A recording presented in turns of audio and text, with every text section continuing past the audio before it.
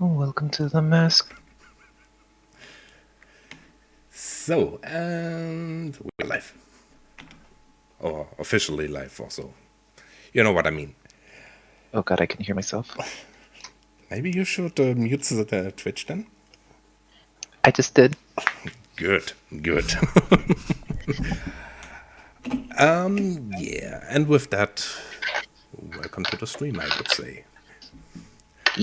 Yeah, to set the setting, we are playing Vampire the Masquerade here, which is a tabletop roleplay set in the world of darkness which is a dark mirror of the real world. For us, we are playing in Los Angeles, where there is some political stuff going on, and so forth. Basically, the Camarilla is back in town and tries to get the city back from the Anarchs and so on. And this is where our two players set in, and you two can introduce yourself too. You don't need to go deep. Or maybe for the people who are watching, I think it's more interesting for them, your experience with roleplay and so on and so forth, before we jump really into it. Fair enough. I'll let Ken go first. Alright then, I guess my name is Ken. Yes. Did I throw you off with starting the music? Played a couple games of the Masquerade before. And my name's Phantom. I'll be playing Aspen Reed. I have no idea what I'm doing. So this might be funny for a variety of reasons. Well, let's hope so. So, and with that out of the way, I would say let's jump right into it. As soon as Acrobat Reader let me see the sheet.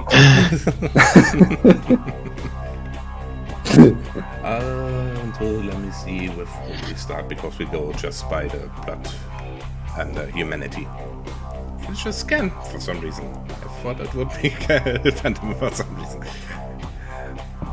Yes. Anban. You were on your way back to the city. You're dying. Why am I dying? Oh, damn it. Well, I can hear you now. I hear you were on your Now way. you're good. What the fuck? I don't know. I just don't know. Yeah, let's ignore that. You were back on your way to Los Angeles. How are you on the way to the city? How do you travel? Via train. Let's say I was quite a bit ways away. Hmm. So, and obviously you also did get some information on who you need to present to you and who you need to present yourself to and so on. Which means you know that a prince is in downtown Los Angeles. To be more precise, it's a officer tower, so to say, with multiple companies have their seat in there, and you know that you need to the 10th floor in order to go there. Alright then. Do you also have your ghouls with you? To be honest, yes, I do. Good. Both of them? Yes, I have both Susan and Sarah with me. Good. Susan looks at you. So, we are, she looks around a little bit, and what now? First we'll have to introduce ourselves to the prince. Once that's taken care of, then we should be able to find a place to settle down and set up shop. And do I really need to go there with you too? I mean, nothing against your people, but I don't want to enter as a dino or something. Fair enough. Then I guess you and Susan? Yes. Yeah, you and Susan can try and look around and try and find us a couple places. And how do we get in contact then?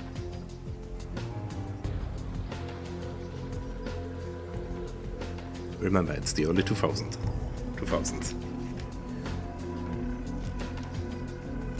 You do have my number, right? Oh God. What? Why do you go? Repeat what you last said. Repeat what you last said. You went full robot. Oh, who? Ken or me? You did. Oh, remember that we had play in the early 2000s, which I should have mentioned also for the guys who are watching us. My bad.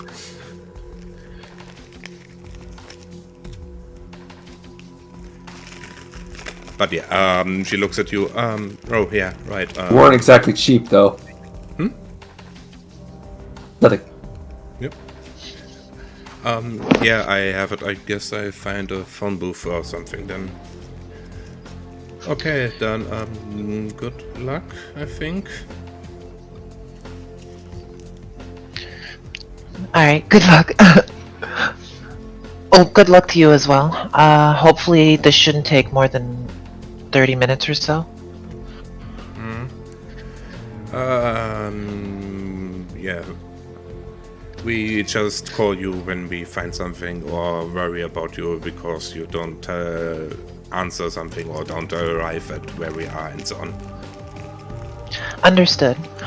Actually, if I'm not back out of, or if I'm not out of the LA Tower within an hour or so, then call me. If I don't call you first, okay? Okay, I guess. But yeah, we look around. Do you have any idea where we could start with looking for a place? I mean, I never was here in LA. Fair.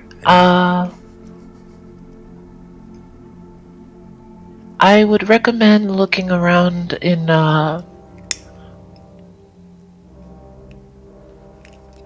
try around the Beverly Hills area. Okay. Well, then we are on your way, so... on our way, sorry. Bye? She seems really not amused of being here. I can tell. I'm half tempted to actually just like tell her to come along with me. She seems very nervous.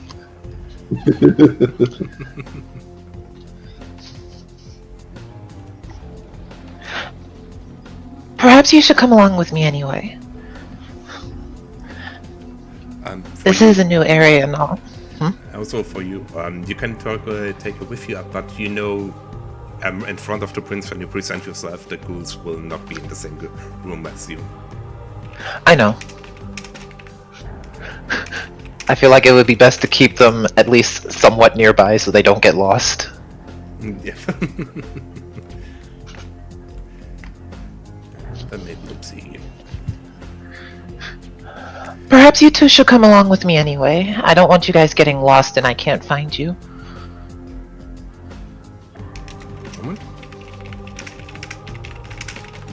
So, okay, then we do that. So, Okay. And you are on your way, I guess? Yep. Good. Then we make a scene change to Phantom. Or Aspen, to be more precise. Aspen, your character sheet doesn't want to Okay. up for me for a moment. The streaming takes a toll on my computer, a fucking stupid thing. Fair enough. Yeah. Where is it there? You are, well, you wake up. You are still in the haven of your sire. The good old Alexander Carter. It's in this case you are in a guest bedroom, so to say. It's a rather luxurious apartment. And yeah, he told you already that this would be your last, or this was your last day here, and you would become a Neonate this night. What do you do? I try to steady my nerves. Go to the bathroom to splash some water in my face. Yes. While you're walking there, you see, which is something you already realized, Josiah seems also still being awake. Asleep, my bad. He's still asleep. Still awake, oh boy. Damn it, words.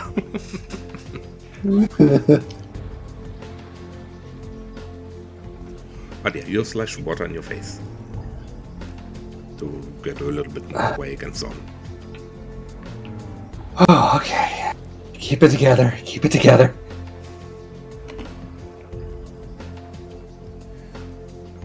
All of a sudden, you hear a voice behind Look you. at my...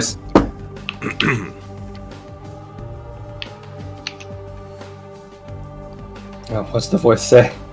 He clears his throat to his... Sorry, it was meant to be in character. Oh, okay. Yep. I jump a little and turn around. Yeah, it's one of your Josiah schools. Mr. What name? Mr. Carter did just wake. He will be with you in a few minutes. Oh, alright. Yes, good. He looks at you like if he wants to ask if... Wait. He looks at you like he waits for something or thinks you maybe want to say something more, but then seems to mentally shrug and turns around and goes. Aspen tries not to worry too much that she missed some kind of etiquette or step that was required, tries to put it out of her mind. Yes. Alright, you maybe are freaking out a little bit, Aspen. Just take a deep breath. Everything will be okay. Just remember what you were told. Calm down. Also, Domat server, thanks for the follow. Sorry, you know how it is with streams. Okay, in and out. Oh yeah. Who was that? No. After taking a couple more steadying breaths, Aspen steps out of the bathroom. What do you do the few minutes in quotation marks while you wait for your sire to wake up or be ready for you? Well, I did just wake up, so I probably want to make myself presentable. Get out some articles of clothing, put them on, go back to the bathroom and do up my hair, so that's not a rat's nest. Sure. While you're finished, when you're finished, that's also exactly, surprisingly, the timing you hear his voice. Mr. Reed? Mrs. Reed?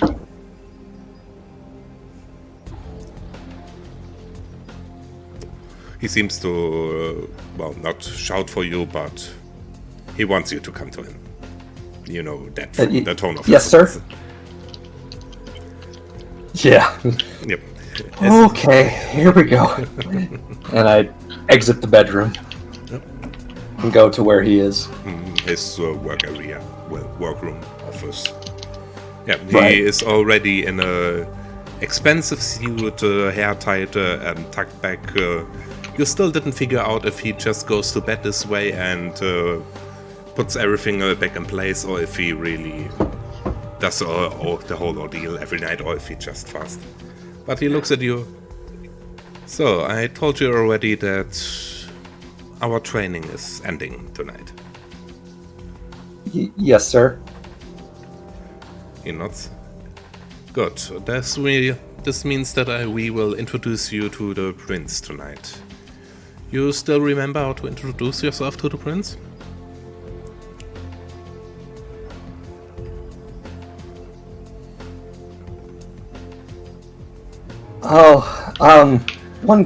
Could I get a quick refresher on that, maybe?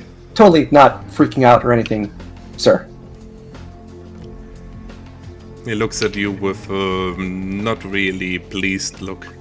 You introduce yourself with your status. This would be Neonate by this night.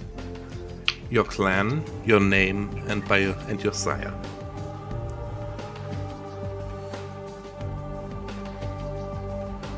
Do you want to make a test run? Right. Yes.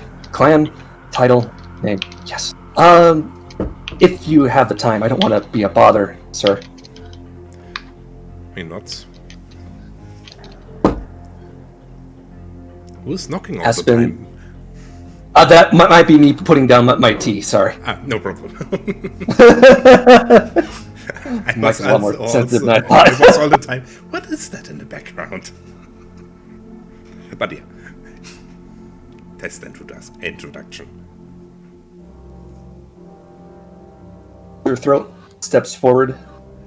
My name is Aspen Reed of Clan Ventrue, Neonate. My sire is Alexander Carter. How was that?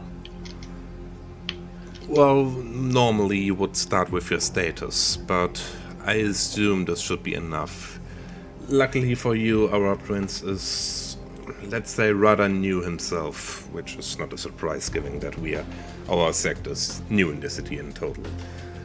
And he has a more diplomatic approach, so I assume it should be enough, but for the future it would more go like this.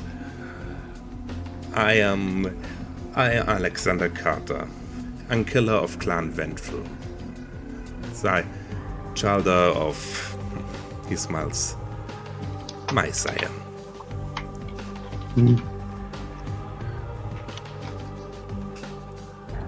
Aspen nods, tries to make a mental note.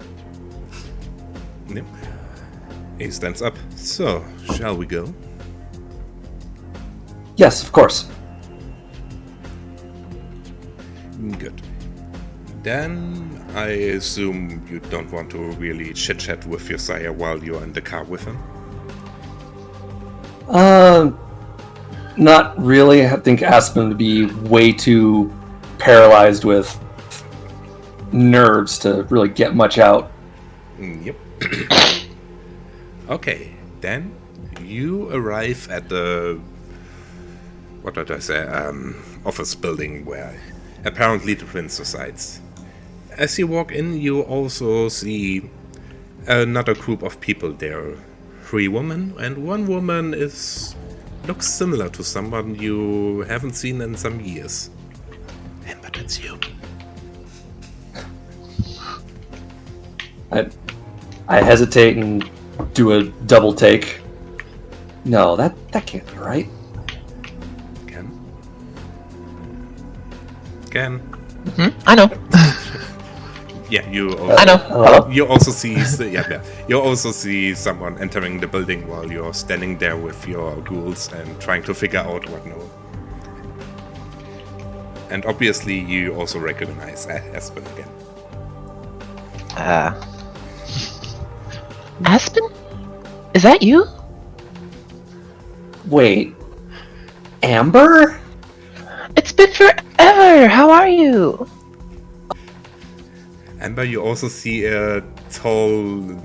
It looks like he would own a bank or multiple banks. My next to God, her. I never thought. Oh, who is this gentleman with you? Oh, this turns to him would be Mr. Carter. It's wonderful to meet you, Mr. Carter. He looks at you a little bit, nods then. I assume you are of the clan of the beast.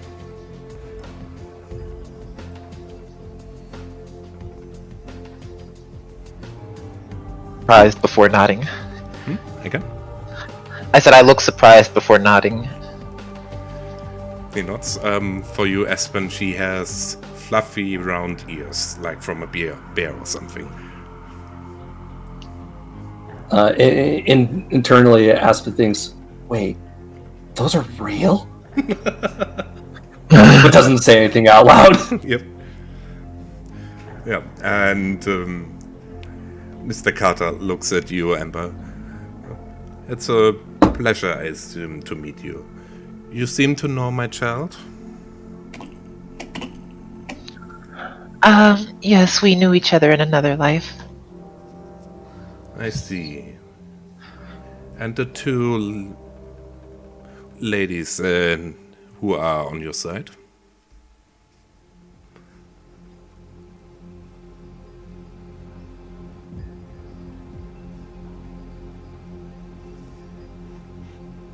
Hello? Go on, say hi. Sorry. Did you not hear me?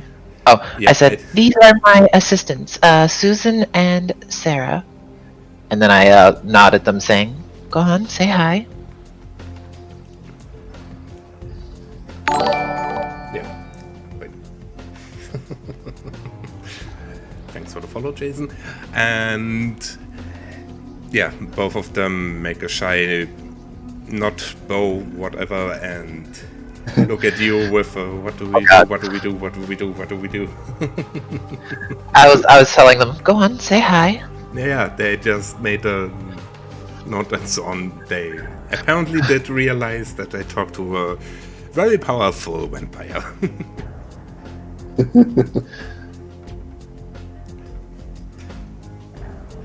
Susan is also the thing around your neck from the jacket makes it a little bit higher, like don't bite me, don't bite me, don't bite me.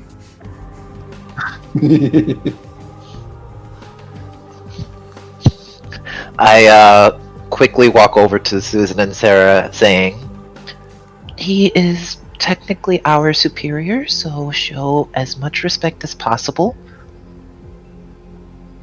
And show no. They both not. Go ahead. But, and Jason Carter says, but as amusing this meeting was, we have business to do. If you would, what was the saying again? Yeah. I assume we will talk later, or you two can talk later. He looks at Aspen and you then.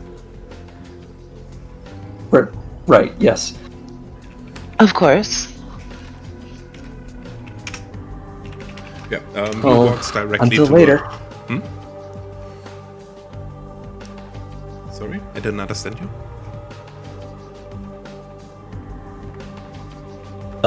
Aspen just says until later and quickly follows after Carter. Yep, and he walks to an elevator like he would be often here or know exactly where to go. I quickly try to stop them. How? I follow by saying, excuse me, one more moment of your time, please. I guess I can spare that moment.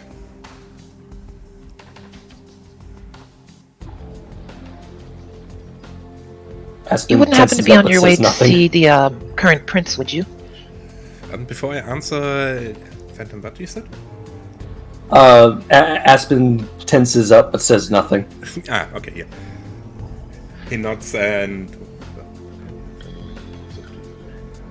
Nomad server should be on the right upside somewhere, or... I'm not good with Twitch either. There should somewhere be a button that looks like a bell or something, I think it was. Or, when somebody wants to sub to me, what was the button again? I'm stupid. Help me, Phantom, again. Because Nomad server asked in the chat to how to sub, because you can't find it. How to sub? Oh wait, sub? Wasn't sub the other? I have no idea, I never do sub. Do you have a sub? I don't think you do. I have no idea. How do I do that? I don't know. Wait, wasn't that something that only works when you are Twitch affiliate? On a regular basis. Yes. Okay, I'm not a Twitch affiliate. Okay, you can't. Nobody can sub to me. In other words, keep stopping by, and soon you'll be able to subscribe to Agar here. I want to accept it. But I think there's also the Streamlabs, where you Streamlabs thingy, where you can give money if you really want to. Hashtag no writer. Yeah. Back to the game, I guess. But thanks anyway, Domat. If you really wish to share your money with a guard. I was gonna say, if you really wish to share your money with a guard, there should be a donation thing that you should be able to do. Yeah, but he can't give euros because came from a different country. Oh.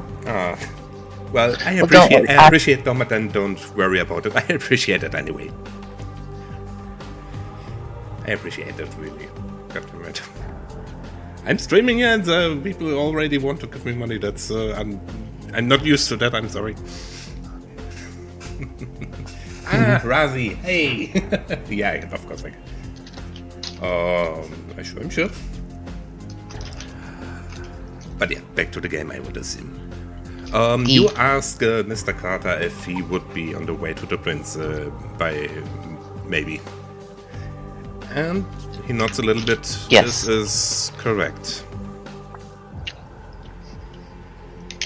We also are meeting the prince. We just moved back into this territory and wanted to at least inform him of our presence. He nods, then looks to your ghouls. All three of you are kindred. These two are ghouls of mine. Then I would say those two can wait down here. I assume that's fine with you. They should be safe here.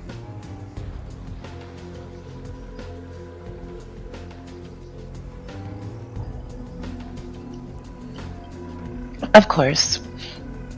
Susan, Sarah? Yeah, we fine. We hear that. We are waiting here. Be back soon, please. Of course. It shouldn't take more than a few moments.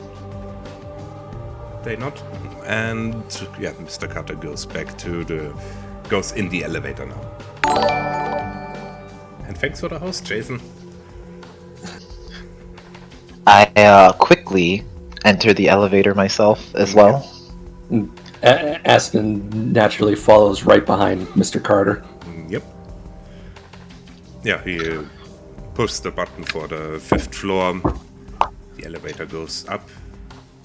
And the elevator doesn't end in a floor or something. It's a bigger room with some couches and so on. It looks a little bit like let's say, dining room or something from the Victorian age. Oh, fancy. This is beautiful. There's also a person waiting for, standing there, and Mr. Carter goes directly to him. Mr. Goddammit. Oh, So, Lagar, Yeah? you never gave me my sire's name. Oh! Fuck, I totally forgot about it.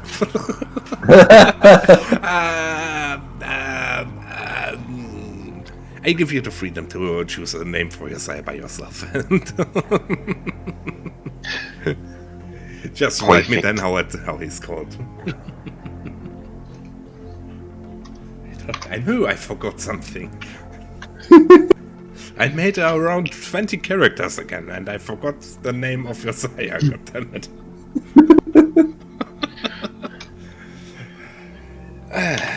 The usual stuff. Yeah. Yeah. But what I wanted to say is that Mr. Carter goes to the person in this room. Alexander Carter, I'm here to introduce my child to the prince, and apparently another kindred is here to do the same. The person nods, looks at the two of you. I will let you in as soon as you can. And goes to another door directly mirrored to the elevator. Mr. Carter himself then just sits down on one of the couches. And what are you two doing? Okay, let's see. Okay, I was like putting the pronunciation for the last name because I know I put it weirdly. Okay.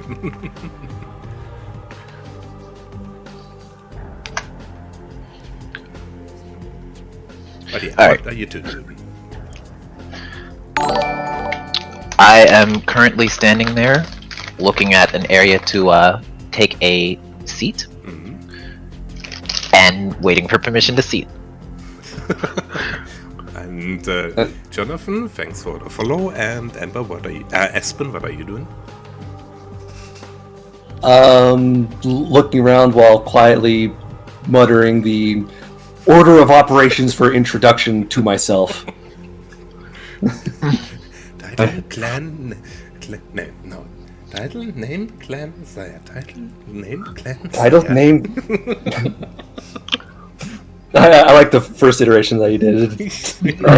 It was completely on accident, but it's fitting. It is fitting. Yep. Be title, clan, sire. Wait. Title, sire, clan. No. Title, clan, sire. Title, clan, sire. Title, clan, sire. So just for me, one stands there and has no idea if she can sit or not, and the other stands there and mumbles, and mumble and mumble and mumble. Yes. Try to stand as prim and proper as possible. In front of the elevator still. Oh, they're still in front of the elevators. Oh, You didn't say you walked somewhere else? Yeah, no, this is fair. that is fair. I guess we take a step in. I at least come up to behind one of the couches and stand there. Yep. Aspen would step a little bit more into the room, but be off to one side so as not to be obtrusive, and just looks around. Yeah. Sort of actually half seeing, but more of, muttering to herself. Yep. But not thereafter. Aspen is, the guy comes out again. Mr. Carter, you and your child can enter now. Mr. Carter Aspen stands jumps a little bit. Oh, go ahead. Yeah, and he just casually stands up and goes there like it's the normal thing, the most normal thing to do.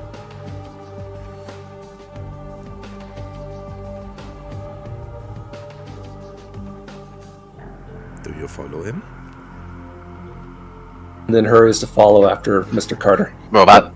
What was that? You're a robot. Repeat what you said last. Yeah, no, I did ask if you follow him, but then you said you follow him, so it's fine. Yeah, when you enter the office, it's an office, obviously, but this office is in the same architectural style as it is a Victorian thing. There's even a fireplace, but there's no fire yet. And you see standing in front of the desk. He's not sitting on the floor. Ignore what I said. He's standing in front of the desk. A person around in the end 30s, early 40s, with a rather light, not completely, rather light, not completely white suit with gelled back hair and so on, and just stands there and wait. Josiah walks up to him up until he's around inches, 6 inches away. Inch was the small. That'd be really close. Okay, then not inch, foot. That was the thing. Okay. God damn it, imperial measurements in me. 6 foot away from him. My bad. Bows down a little. And stands up again. The prince looks at him, nods, and what are you doing in the meantime? I'm standing up straight, keeping myself as prim and proper would be the best word for it. She's had time to collect herself, so now she's giving her best winning smile and has her head held up high.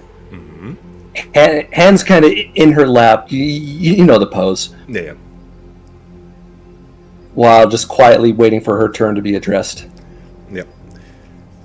Yep, the Josiah then also says, I always forget his name for some reason. Today's not my day. Alexander, Unkiller Alexander Carter, Unkiller of Clan Ventrue. I'm here to introduce my child. He holds up his hand to you, like you are now should be introducing yourself. One more time, it got a little choppy. Oh yeah, my bad. He bows down a little again. Alexander Carter, Unkiller of Clan Ventrue. I'm here to introduce my child. And then makes a sign to you that, well, that the prince knows who he's talking about, and also that can be interpreted as a sign to you that you now should introduce yourself.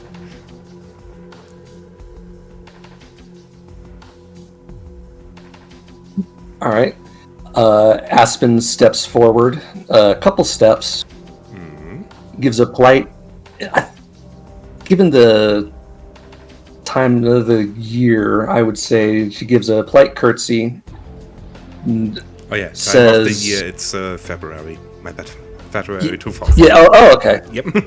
Yeah. So she would give a polite curtsy and incline her head, and say, "What was it? Neonate Aspen Reed of Clan Ventrue, Sire Alexander." Wait, was he Alexander Carter? Yeah. Was that his Alexander name? Carter, Yeah. Alexander Carter, presenting myself. Sorry, the last part I didn't hear because of my own coughing. She said presenting myself. Yeah, the prince nods with a rather warm smile, you could nearly say. And I am John Maxwell, Elder of Clan Ventrue, Prince of Los Angeles. And with that, I welcome you in the city, Neonate. Giving you the reputation of your sire, I assume you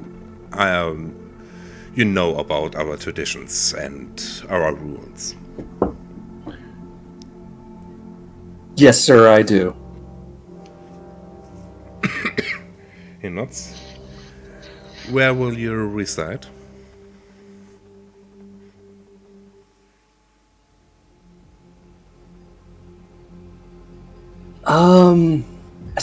I have an old apartment in Beverly Hills. I think I will reside there. He nods. Then be welcome in my city. And if you... Thank you very much, sir. Oh, he's still talking. Yeah. No, it's fine. He nods. And when this would be all, he looks questioning to Carter, who slightly shakes his head. Then I must ask you to leave now. I sadly have some business to do. Yes, sir. Aspen Reed again does a polite curtsy and bow, turns and walks away. Yep.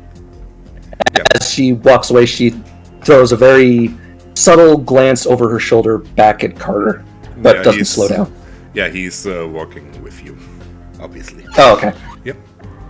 And also the guy who let you in follows you too. So yeah, Aspen just glances at Carter, kind of silently questioning if she did good or not. Am I a good girl? am I a good girl? Yeah, if he noticed that, he doesn't react. At least not until you leave the room with the prince.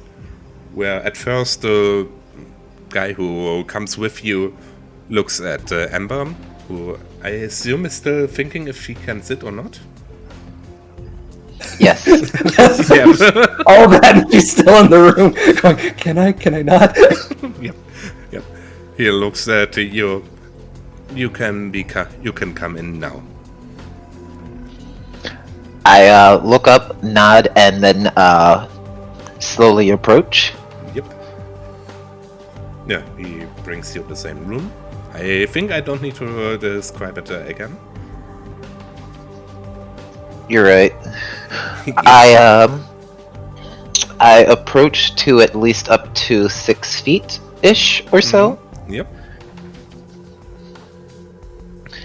I give a quick bow, and then I say, "Hello, I am here to present myself.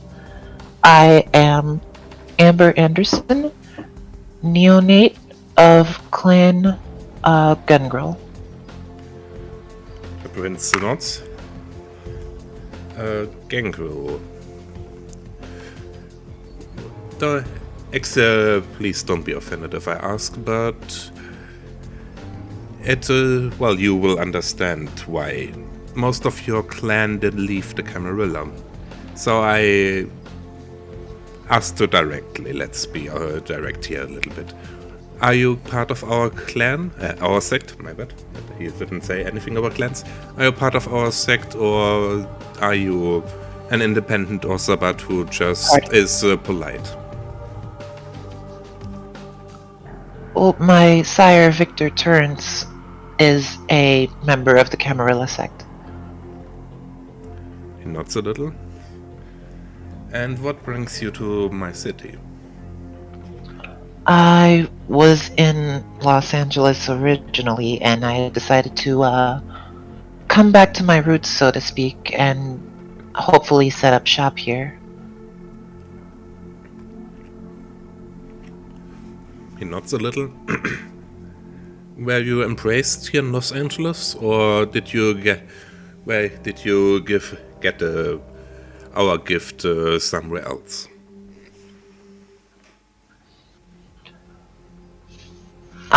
I was embraced a little outside of this territory. He nods. Well, then I welcome you in the city again. It's rather rare. It's rather rare that we have Gangrel in the Camarilla still, and I assume this could be one of our benefits. It could be beneficial to us. Do you know about the political situation of our city? I know of a few things here and there. I guessed so. Then you also can assume why I have some tasks for you. Of course. Good. Do you have already a place to live? I was hoping to check out Beverly Hills area. He nods a little bit. You're the second Neonate tonight who wants to reside in Beverly Hills. Well, I guess this shouldn't be a problem. In this case, please give me your address as soon as you have one, and you are free to roam in the city. Just remember that our sect, are new back here in the city, and you will, I am sure, run sooner or later into members of the Anarchs. We are trying to be nice to them and bring them back in our group. Our sect. Not group, he didn't say group. But be prepared that they could be a little hostile towards you. Of course, I will exercise caution within the area. Thank you for the warning.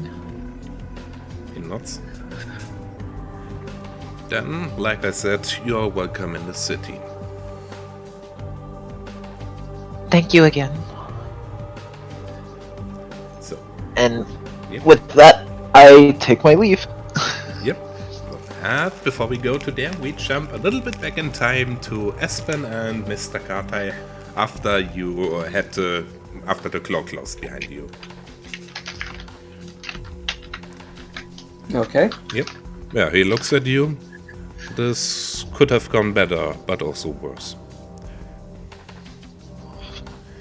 I bow my head a little bit. I'm sorry. I tried my best.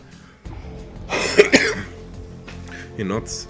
Probably something that is normal with people from the city. No offense. I think you now want to start building up your living space. Yes, that is correct. I ordered already that since I assumed you would want to go back to your old apartment, that your ghoul would take the necessary steps. The lease will be on his name.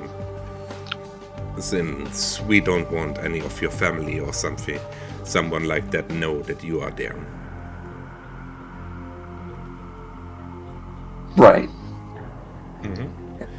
Then, sorry? Oh, go ahead. Then after you made yourself at home there, please call me. I think I have something to do for you then. I give my best. I flash my best winning smile and say, "Of course. Thanks again for everything that you've done for me." He nods. Also, he looks to the door where the prince is. I assume you want to maybe talk a little to your old friend?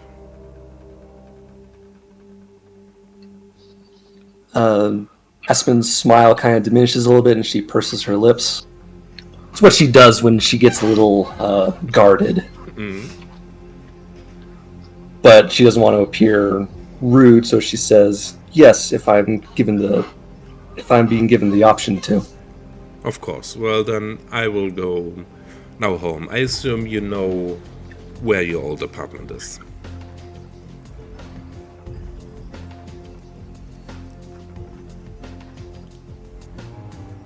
Phantom? Yes, sir. I can find it well enough. Robot. Yeah. Robot. Yeah. Okay, fine. Is the robot? You're good now. I'm good. Good. Okay. Yeah. Then he takes his leave. And yeah, what do you do while you wait for Amber to leave to come back in the room?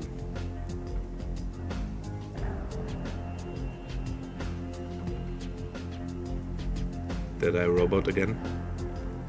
On the inside, she's trying very hard not to berate herself. Again? The half wasn't coming to me for some reason. Oh, okay. Yep. So she quietly takes a seat in the waiting room again. On the outside, she's very calm and collected. On the inside, she's trying very hard not to beat herself up too much. This was a very important meeting, and you screwed it up. But it seems like everything went okay, so Mr. Carter's not mad at you, the prince isn't mad at you, you're still alive for one thing. More or less, at least. And she tries not to grin at the irony of that statement. Yeah. Alright, just wait for Amber, and then we'll catch up. Yes. That's a plan. At least tonight went better than it could have. Yeah. While you're still in your train of thoughts, the door opens again, and then Amber enters the room. Feels like the whole world just came off her shoulders. Yep. And who enters the room? I'm assuming I entered the room. Yeah. I'm somewhat able to understand when the robot suddenly just speeds up his voice. What is this? Well, Agar, what it seems like happens is there's a real slowdown where it can't quite process what you're saying, and then there's a period where it all comes snapping back. Yeah, good. I have no idea. It's like there's this period of like really slow speech, and then it just goes like that. That's weird. Oh, that good. I mean, I know. I have my husband is open and everything's fine. What could be is that my upload is maybe a little bit weak for this. Here's the thing, though. Here's the thing. Yeah. I've been listening closely, and I've been able to actually somewhat interpret what it does when it speeds up your voice all of a sudden. Mm-hmm. So half the time, at least, I'm able to understand what you're saying, even as it speeds up. Mm-hmm. But other times, it's just too much, and it doesn't register. I think that could be But my. I can't say I can say I at least understand a bit of it when that happens. Yeah, that could be probably my upload rate. I'm looking here right now. I'm on my maximum right now, I see. So I think it's the stream. Stream and that. And I this, understand. yeah, that means next time I need to... Well, you both of you are streamers. You need to look with me then on my stream settings. So this is a little lower, so I'm understandable. Don't ask me. Understood. I've streamed all of 4 or 5 times. I got you, my guy. But yeah, at least we figured out what it is, But and it's at least not my PC struggling. That would be rather shameful. And hello there, Hatzi. And yeah, you enter the room again. Ember. So, that's a face I haven't seen since college. I look up and flash a smile, then politely stand up. You could say it's been a lifetime ago. Face immediately falls. That was a really bad joke, I know. Well, I mean, you always did have those pretty bad jokes. Yeah, it happens when I'm nervous, I suppose. And flash kind of another more apologetic smile. I see that you didn't just disappear then. Looks like you've had your own adventures. One could say that, yeah. A little unexpected one at that, but one could say you've been around the block a few times yourself as well. Oh, you could definitely say that. Gives a nervous little chuckle. So, Everything's been so crazy. tell me about it. When I ended up leaving the first time, I thought I was gonna end up making a shop somewhere, but...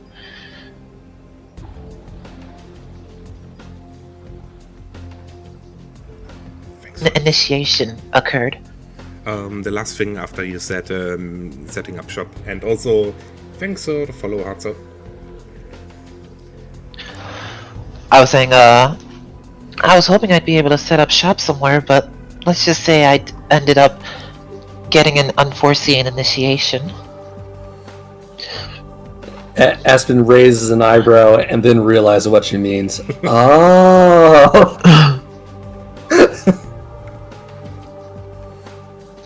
Sorry, things have been a little hectic around here. Yeah. You haven't noticed. Aspen glances towards the door. Mr. Carter's been really kind to me up to this point. I don't know if anyone else would have put up with me for this long. But it looks like now I'm out on my own, so... Well, maybe all on your own isn't the best of words. True. I do have my retainer. Might be able to help me out with a few things, and I could probably call Mr. Carter if I have any issues. And glances over at Amber. Maybe others I can rely on. Well, you've always relied on me before. And I'd be glad to rely on you again as well. That sounds wrong. Aspen smiles and tries not to read too much into it. Don't worry, it's not flirtatious. No. For now.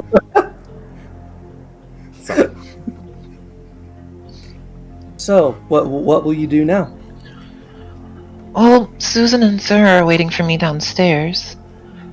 And I did end up trying to go to, I did end up, doing some technical stuff in college, so... What I plan on doing is hopefully opening a little repair shop somewhere.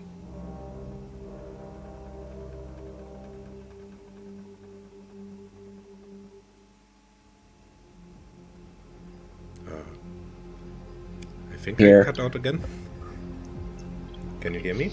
Yes. Yeah, we can hear you. Did you say anything after you set up, you set up a repair shop somewhere? I didn't, but Phantom did. Yeah, I raised an eyebrow and asked her, little condescendingly, or not condescendingly, but teasingly, please tell me you at least thought of room and board before you came on this adventure.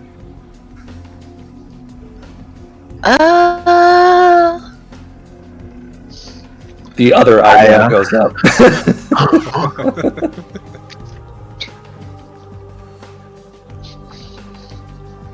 Well, you know me. Once I focus on something, it's kind of hard for me to not focus on it. Me and the futon in my dorm could attest to that. Aspen pinches the bridge of her nose. Well, do you at least have Now it's still cutting out for me. God damn it. a place to stay the night? Your ghouls as well? How far did you go? For some reason I did hear everything. For some reason it was cut out and Oh. then continued. And there it was, I did at least understand everything. That's interesting. Yep. Well, my ghouls and I were going to hopefully rent out an inn for a night or two, and then figure that out when the next night comes.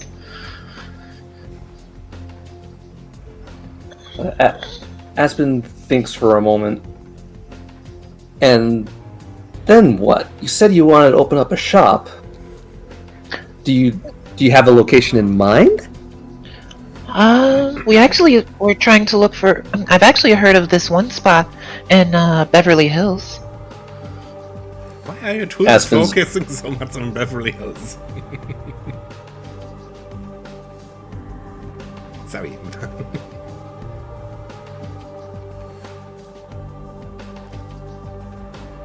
You can't say Beverly Hills like, oh, no, I don't really know very many actual locations in LA, so LA is let's do actually, Okay. and LA is surprisingly smaller than you think.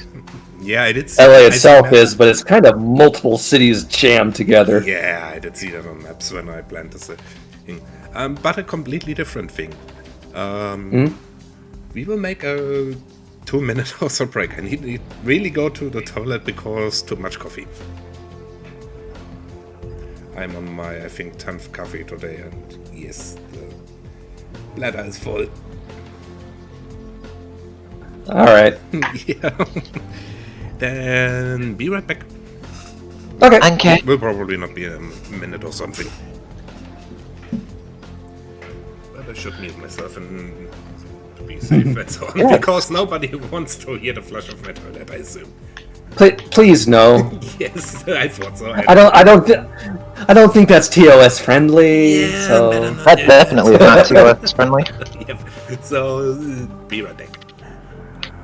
oh, don't forget to change the OST on the break. And he's gone. E. I tried. You tried, it's okay. I guess if anything, we can try and entertain the chat while we wait on him. Oh god, just the two of us. Just... Oh god. Please don't let Aspen outside. What happens if you let her outside? She'll try to act all street and ghetto. Oh god. For some reason, that sounds like it's gonna be hysterical. Well, she's kind of upper middle class.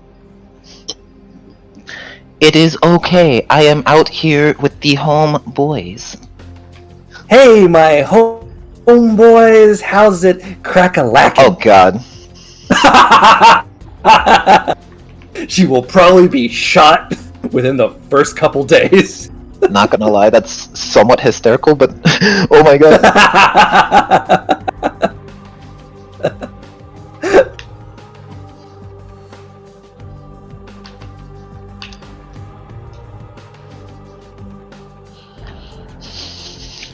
Why is it that I have the feeling that if something like that happens, Amber's just gonna have to like drag.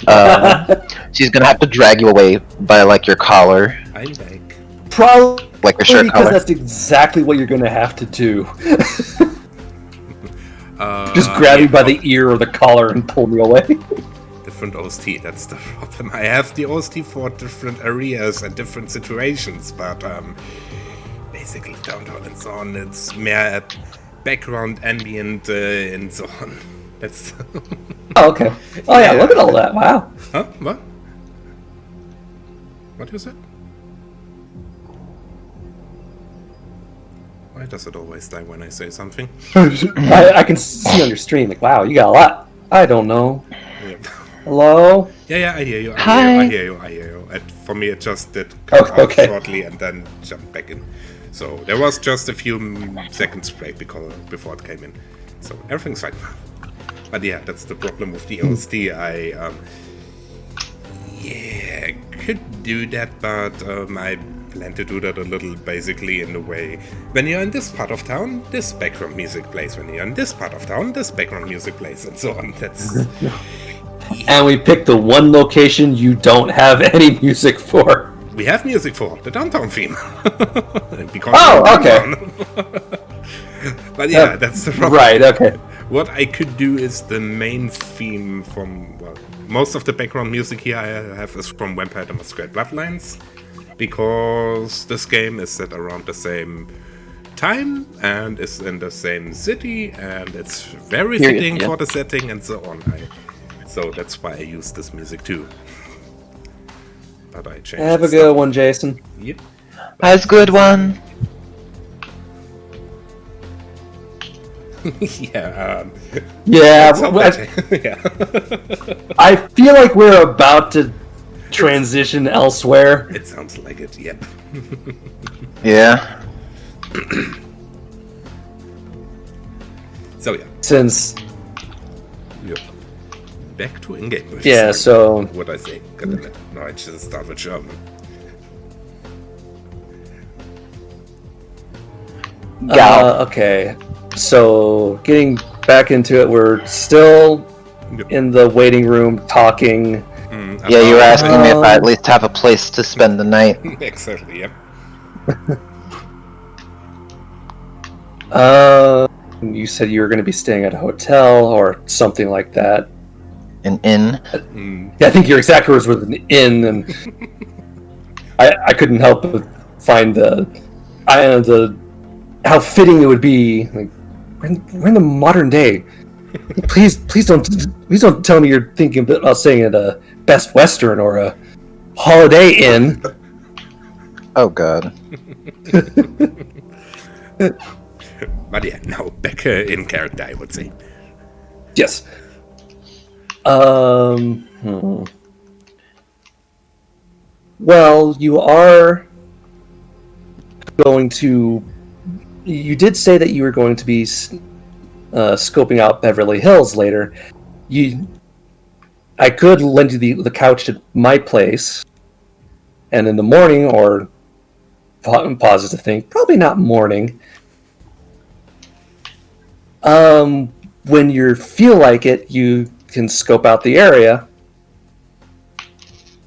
I don't know if people in the Beverly Hills area will take kindly to, kind of touches the spot on her own head where Amber's ears are.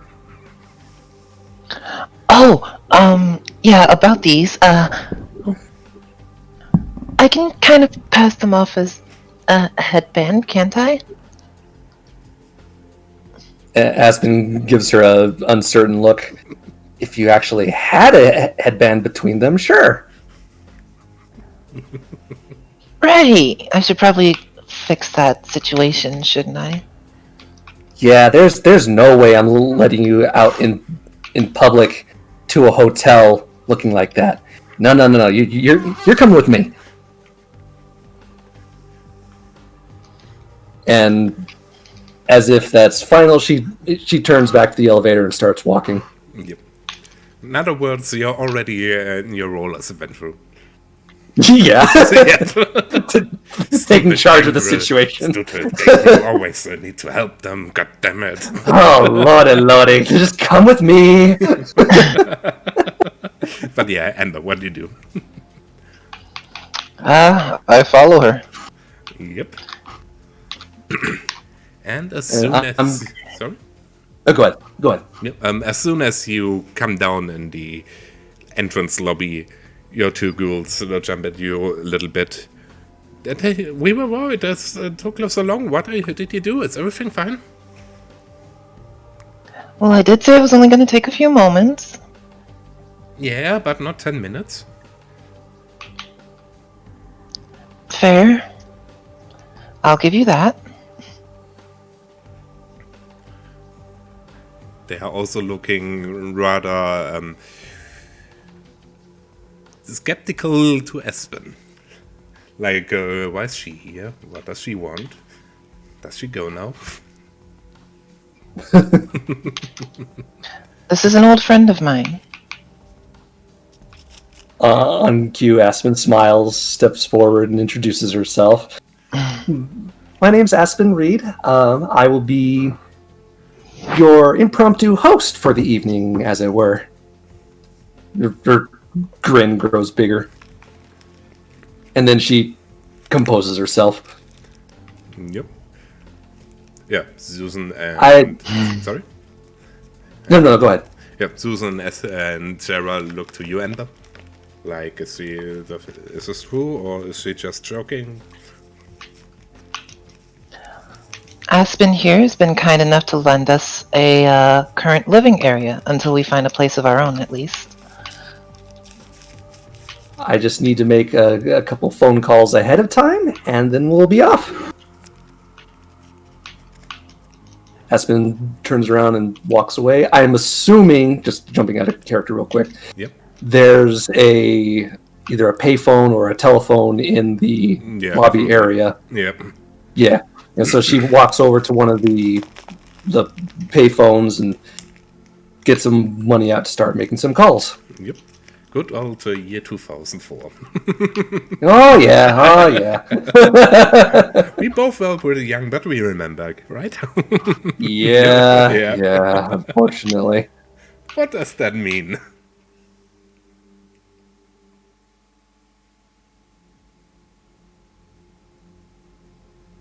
We're probably going to have to invest in phones. Donks. Yeah. Well, mobile phones were a thing already, but they were pretty expensive. They were. I think flip phones were a thing back then too. Yeah, flip phones and brick phones. I think brick phones. I think flip phones were 2005 and onward, or weren't they? I'm not sure. I have no idea. You know what? I will check. You know, don't need to. It's not that important. And I mean, it's not the real world we're playing in, but a dark mirror of the real world. So when we say they were a thing, then they were a thing. Even if they maybe were not a thing there and at this time. Yeah, and I imagine Nosferatu would love that. But anyway. Well, Nosferatu probably don't use phones at all, but rather... Well, on the other hand... You could snoop on phone calls. Yeah, and phone freaking is also a thing. Well, it was a thing back then, but this has nothing to do with mobile phones. Right. Anyway. Yes. You will go to the thing and... Yeah. Who do you gonna call? You were cut out. I did hear that. So, I don't... I'm sorry. You were cut out. Who you gonna call? Ken. Oh, you said you're gonna call, and I'm like, Ghostbusters? I'm sorry. Ken, leave the bad jokes to me. I thought of the same thing as soon as I entered my lips. So, I do have a retainer. Yep. I don't think I ever named the retainer. Yeah. Not yet. But that's something I did tell you, or you should think a little bit about your retainer and what you did in your life. Backstories. I think you told me. Yeah, you did tell me to do it. So his name, just for your notes, is Jacob Blake. Oh, good. Okay. I know. Hopefully that doesn't lump him in with anything weird. Nah, it's fine. It's fine. But yeah. All right. Because I know Blake is kind of a generic name. Yeah, And so is Jacob. So yeah, I ring up the old place where he's been. Mm-hmm. Yeah, takes a few moments. Sorry? Yeah, no, go ahead. No, when you want to say something, say. But okay, then yeah, it takes a few moments. And then It takes a few moments, and then yeah, Blake. This is Aspen. Just giving you a call ahead of time. Yeah. I made everything ready. You have something to eat in the fridge, and you can come at any minute. I cleaned a little up here and so on. It was in a rather unclean space. If you have no problem me saying that. If yes, then sorry. Will not happen again. I'm sure it'll be adequate. She puts on a bit of an air here. A bit of an what? She puts on a bit of an air here. Yeah. I'm sure it'll be adequate. Can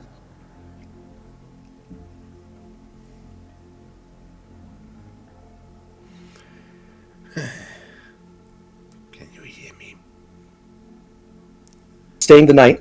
They'll be staying the night for the time being. Repeat, okay. Please, see if I cut out. All right. Expect to have 3 guests. They'll be staying the night. Mm-hmm. I will make the couch ready, and I think I will be able. We will be able to host them. Yes. If nothing helps, I sleep at my old place. That's totally fine. Don't worry about it. Perfect. All right. Until then. And she hangs up. Mm-hmm. She quickly pulls out some more. Go ahead. Yeah. Wait. You want to tell? You call another one. Okay. In this case, then yeah. Continue. Because I thought you were finished and wanted to go back to Amber, and I wanted to play with Amber what she did while you were talking. But when you have another call, then let's do that first. So everything's fine. Continue your calls. Yeah. Well, this second call's a more minor one. She calls a taxi service. Okay, yeah. To have a car sent out. After doing that, she hangs up and then returns to Amber. Yep. So then, Amber, while Aspen is phoning her ghoul, what do you do?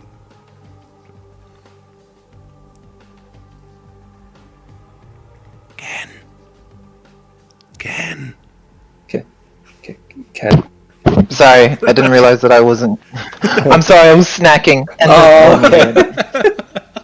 Well, at least you muted yourself and we don't hear you crunch. Right. I'm over here making calls and Amber's just at my shoulder, just crunching on chips. Crunch. Like, what you doing? Yeah, what do you do while Aspen is calling a ghoul? I have a conversation with my assistants, as I call them, and it is to be polite. Basically, I tell them to be polite towards Aspen and her hospitality that she's showing us, and I also go over a little bit on. Maybe you should do that in character. Nah, not that part. Fair. But yeah, only be polite and so on. Yeah, that's... Yeah, they're both not sure. Okay. Now, this is an old friend of mine from a while ago. So, please be respectful towards her. Okay. And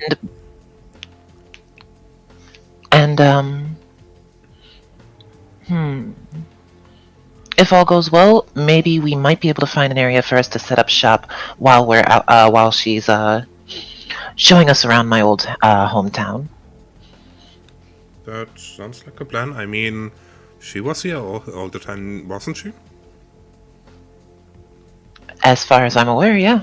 Yeah, so she probably knows better where to look than we do, because, like I said, we were never in LA. Why do you think we would be just going around and, hey, that looks like a building, we can set up shop?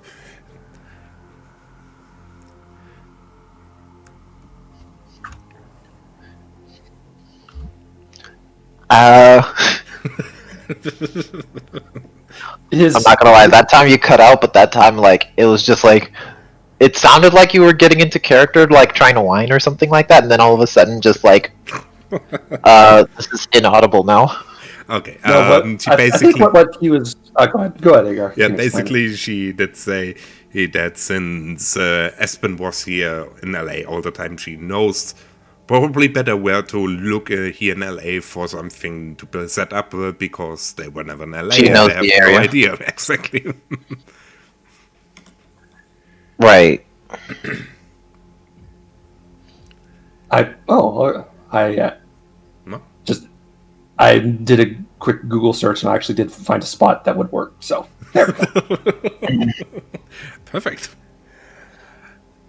But yeah, then Aspen, your phone calls are done, and I assume you come back to the free. I'm sure this place wouldn't mind. Yes. All right. So we have transportation on the way. In the meantime, is there any place that you want to go and investigate, as it were? Well, there is a couple places, from what I've been told, in Beverly Hills that may have a couple areas out And you were cut out for me. there. You were cut out after. Well, there are a couple. Yeah, sorry. Continue. Well, there are a couple areas that I've heard about in Beverly Hills, and if we can't find any out there, then we'll probably head to Bel Air.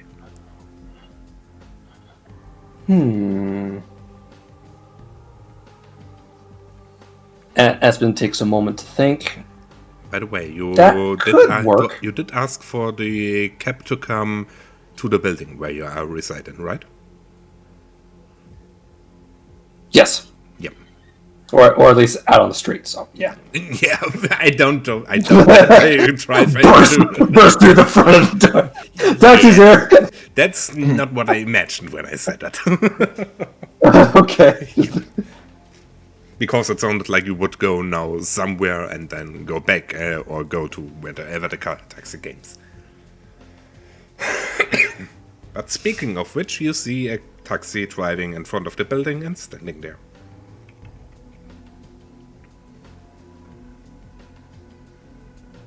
Fair enough. All right. Well, this must be us. All right. Let's head out. Okay. Yeah.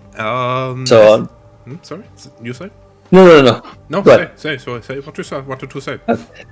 I was just going to say, Aspen glances between the three, flashes another one of her winning smiles. Yep. Okay, then yeah, the taxi driver looks at you. And then leads the way to the taxi. Yep.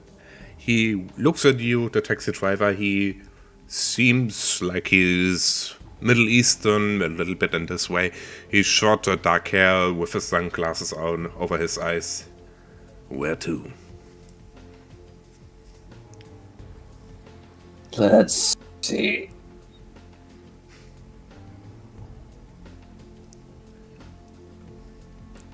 Let's see.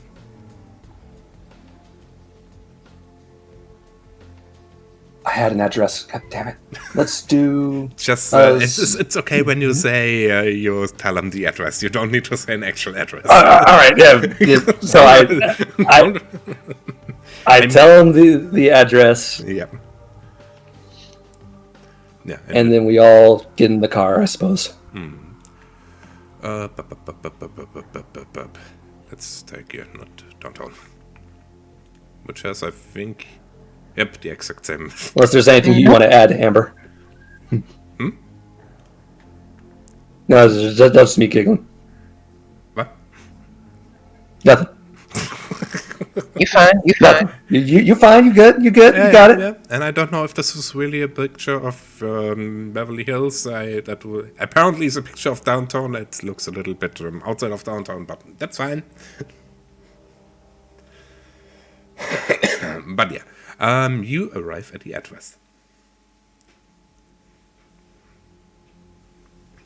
It's fine. People get it.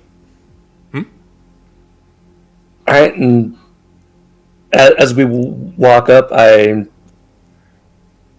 pull Amber back for a moment. Yeah.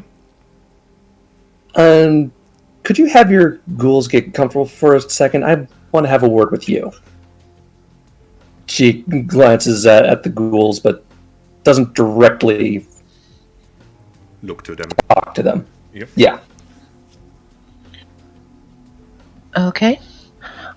Susan, Sarah. Yeah, we hear that. We just go down there to this street lamp and act like we wouldn't be here. It's fine. Don't worry about us.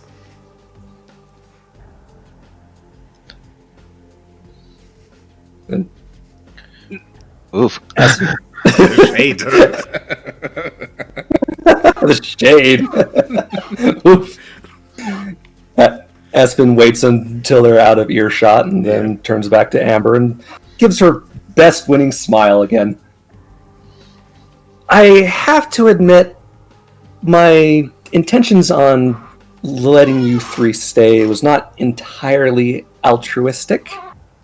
You see, I'm not all that familiar with, she points at her own mouth, particularly one of her canines hidden behind her lips. I don't know if I told you that. I think I did. The vampire fangs can come in and can go out. So when you don't concentrate, they are your teeth look like normal human teeth. Well, it's not that she's hiding her fangs. She just sort of Points at them. Discreetly indicating a vampire feature. Yep. So, I've only ever known what the Ventrue and Mr. Carter wanted me to know. However, now I have you in this city. So, think of it as a different perspective and or possibly making a favor here and there. Her smile grows brighter. Are you sure this is the first time you play vampire?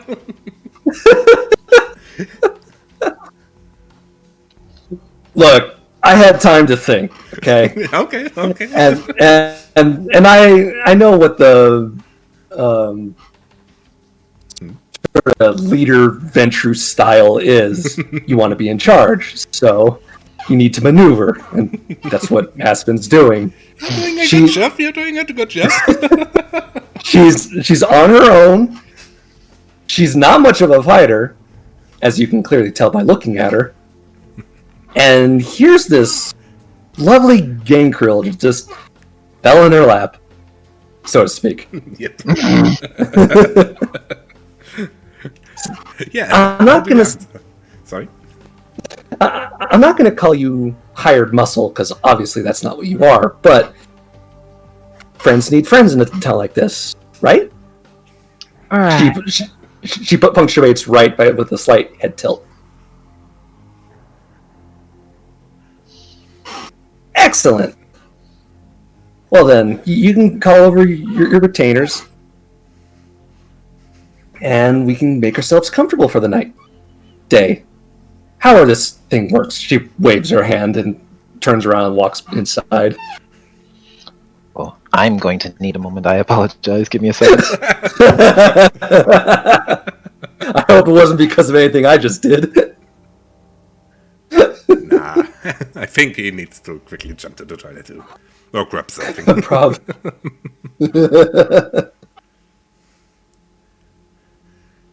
But No. you're good. How Can- much did you read into stuff?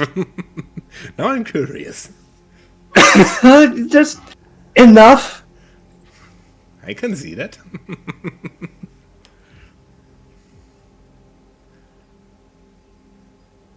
That's definitely better than other players who would read Yeah, nothing I'm at sorry all. about that. I'm sorry about that. I ended up getting a phone call. Oh, no problem, no problem. After a little bit, I'm going to have to like leave for a bit, but I shall return. It's going to be like a couple minutes or so. Uh, But Yeah, no problem. No Kellyanna, wait, my bad, not Kellyanna. Amber, sorry. Diana was your Ventrue. Yeah. Amber looks towards Aspen, tilting her head for a moment.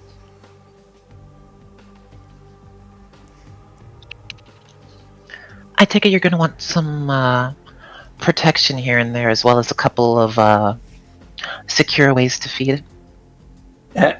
Aspen pauses, looks over his shoulder, and flashes a more toothy smile this time. You catch on quick, don't you? And with that, she. Oh, Well, when you're left to fend for yourself for a while, you tend to pick up on a few things. perfect. Well, then, as long as we understand each other. And she turns back around and heads inside the apartment. Yep. The apartment door, by the way, opens instantly because your ghoul was waiting there for you. Speaking of ghouls, I wave mine over. Yeah, they quickly come.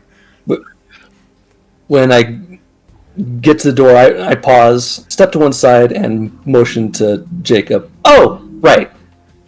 This would be my associate, Ghoul. Please don't mind him too much. And she turns to Jacob. Yeah. And same goes for Okay. you. I'm Amber. Pleased to meet your acquaintance. And these two with me are Susan and Sarah.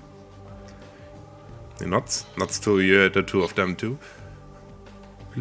Then, when you are acquaintance of Miss Street, then welcome, I would say. And he steps to the side to let you in.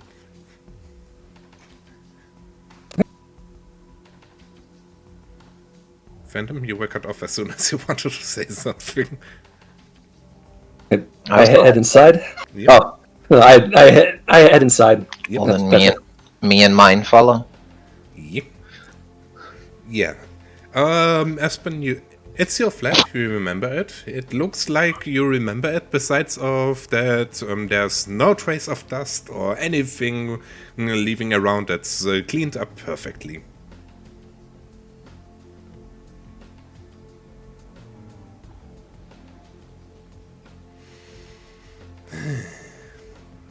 Oh yes, the OST. You can change it now.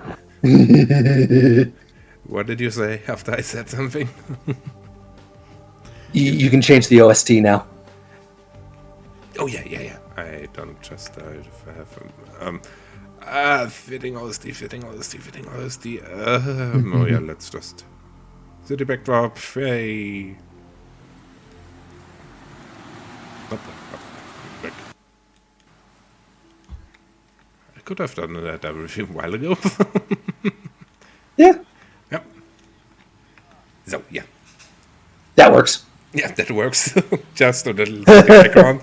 I could have put a city background on as soon as you left the building when I thought about it. I haven't GM'd in a few months, as I can remember. I need to come back into it. But yeah. You're in the apartment, like I said. It looks like... No one said anything. Yeah. It looks like you left it. Besides of, it's perfectly cleaned. There's not a tiny bit of dust anywhere.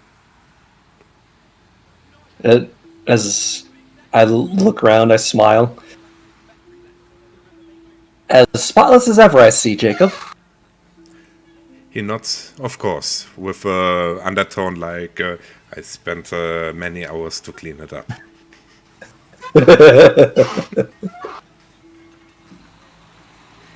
Aspen takes a couple minutes to just wander around and check to make sure everything is okay, which obviously it is. Mm-hmm. She then returns to Amber and points towards the living room. This will be where you and yours can set up for the night. Yeah, the two look at you, Amber. When you wouldn't mind, you know we are still human, more or less. Would it be okay when we go to sleep now? We haven't slept. Oh yes, of course. Thank you. Are there any things to blankets or something somewhere here? I look to Aspen. Aspen looks to Jacob. He nods. I prepared already. There will be blankets on the couch. He also has now an aura of basically like this. Aspen gives Amber a look like, there you go. And he has a look of his face like, I know what I'm doing. What are those two? Do they even know what they are doing? Do they have any training or something? Oh my god, I'm picturing Jacob like the disgruntled butler now. I love it. He's early 20s. He's early 20s. Oh, he looks early 20s. Right. A young disgruntled butler. But I love it. Yep.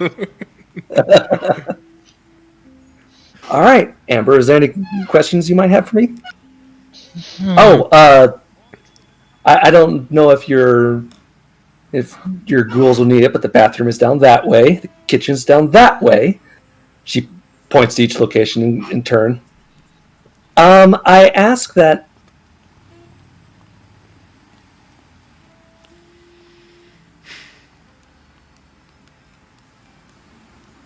possible. If you need my attention, just please knock. The girls get. Oh, sorry. Amber raises her hands and is like, Okay. Aspen just gives a sly wink. A woman's got to have her privacy, you know. Oh, I understand that.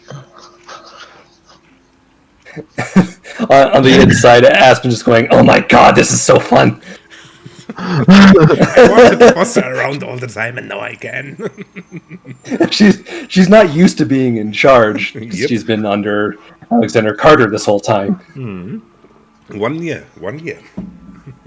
What? Well, yeah, 1 year, but it sure as hell feels like a long time. Yep. But she quickly composes herself and gives a polite and friendly smile. You know, it is really good to see you again. All this... She waves her hand again, indicating nothing in particular. This aside. I agree wholeheartedly. I just said that he's in the chat. Our good friend Cutie Pie. Yeah, I thought you were following me too. Also, hello there. Hello. Yeah, but getting back in character, I just want you to know, even though there's this whole Ventrue Chronicle thing in the way, or not really in the way, I suppose, but this New lifestyle. well, exactly. Thank you. I still do consider you my friend.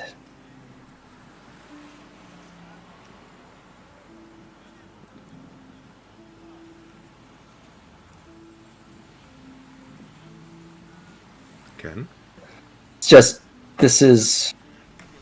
A girl's got to do what she's got to do to survive in this world, you know? I think I missed the part. What part did you hear? You said about a Ventrue thing, then you were cut off, and then a girl gotta do what she gotta do. Basically just saying that even Aside though from us we're being what we are now, she still considers me a friend. Oh yeah, okay, Yes. good. I did hear that too. Okay, then it was just a little pause for some reason. I thought Ken did say something in this time. That's why I did ask. And, No? is that everything? Yeah, I think that's everything. I understand.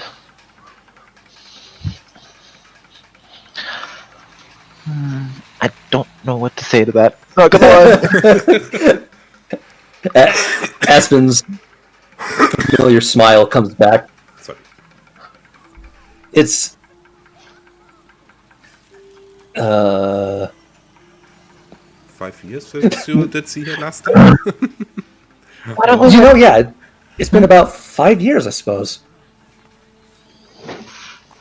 Yeah, it's been a really long time. I You go ahead. I thought I was gonna try and like start up a business once once I got out of Los Angeles. You mean got back to Los Angeles? Oh no, I'm saying like I think in the 5 she's years. referring. You mean this Yeah, way? Okay, when okay, she yeah. left. Yeah, okay, my bad. Misunderstood. I gotta step out for a moment. Give me a couple minutes. Okay. Okay. Yep, then see you soon. Don't forget to mute yourself. Because I had this once, a player did get a call and forgot to mute himself. Yeah. Yeah. I mean, Yeah. God damn it. I don't think we'll have to do that. Please again after the I mean. If it comes to it, we can always mute him in Discord if we have to. Yeah, that's true. That's true. But one of the advantages of you being an admin for it. Well, it's my server, well, my roleplay server, so of course I am. Yeah. That's what I mean. Yep. And what is your opinion so far?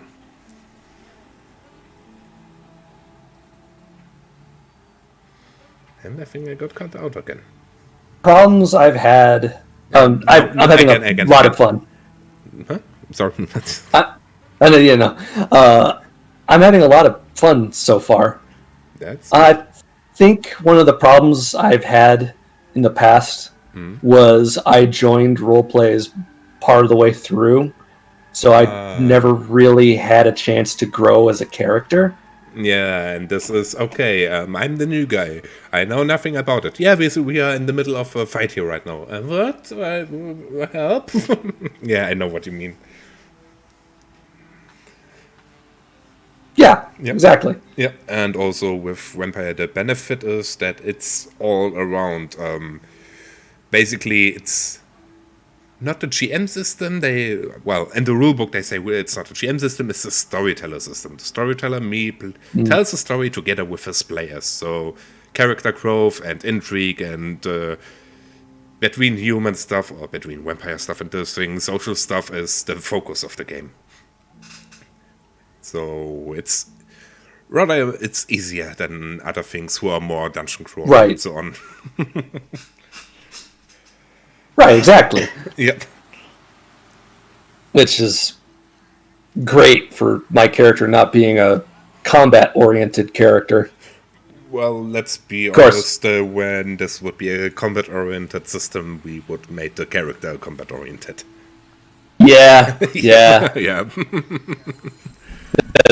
The diplomat doesn't have a place in a fortress, if you know what I mean. Exactly. And also you can And still that's- fight, you're just not as good, but you can still fight and you can push your blood, so you can still hit hard. It's just a little bit more exhausting to you than for others. Yeah, and I do have my handgun. Just in case. Yep, your pew-pew stick. Boom boom stick. Yeah, my little handgun that I can hide in a purse or something. Yep. Well, I was thinking of a normal pistol, but the small handgun works the same way. Right, yeah. I mean, it's a bullet. Well, yeah, I'll have to decide exactly what model, because depending on what model, it can be either really tiny and make just a tiny little hole, or Yep. And also But finally was able to get my character editor program for Vampire running, where there's also a list of all the weapons. Wait, I can even show that. Where is it? There's the V20 editor. I assume you will have the stream open. Phantom? Mother came by and dropped me but off you're some just- smart light bulbs. Ooh, nice. Right? So, Do you have a Alexa? no. Yes. Oh, My mom gave me one a little bit ago because she ended up getting an extra. See, what you can do with that is you can set her up to schedule times so that the lights will be off, and then at a specific time in the day, it'll turn the lights on. It's like when you get home from work, if you're one of the first ones home. Yee. but I has planned will- for that one. Which will save time. Yes? Do you watch the stream? Yes. Yeah, this is the character editor program, and as you see here, in terms of weapons, I have. There's a lot. Wow. Yes. Oh god. Yep. These are weapons? Ooh. Yep, those are all weapons. Why do you have so many? Was that a Glock 19? I think it was a Glock 19. Let me. Might go with that. No, Glock 17, 18, 20, 21, 22. No, Glock 19 for some reason.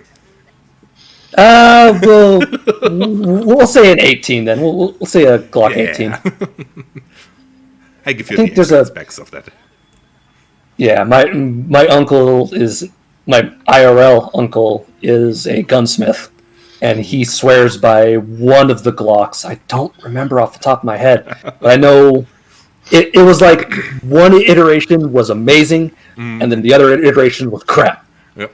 But and I don't remember which one was which. So let's go with an 18. Yep, but I love this program here. Fun thing is also here with Generation, it really here adds the blood points, and when you're over... Oh yeah, Yep, look at that. yep. And the same goes for other things. I mean, here with... where was it? Never mind that, We are here in the game. We are in the game. We are not talking around the game right now. I can show you all of that later. But I couldn't use that for Yes. you guys Yeah. because it's German, and with German names you would probably have some problems. I know a little German in terms of names, but yeah. Yeah. That's why we use I'm not going to be able to talk in German. Yeah, but I mean more the names of the disciplines. I mean, when I say Oh, Perception, Alertness, then you know what I mean. When I say Wahrnehmung, Aufmerksamkeit, then you have no idea.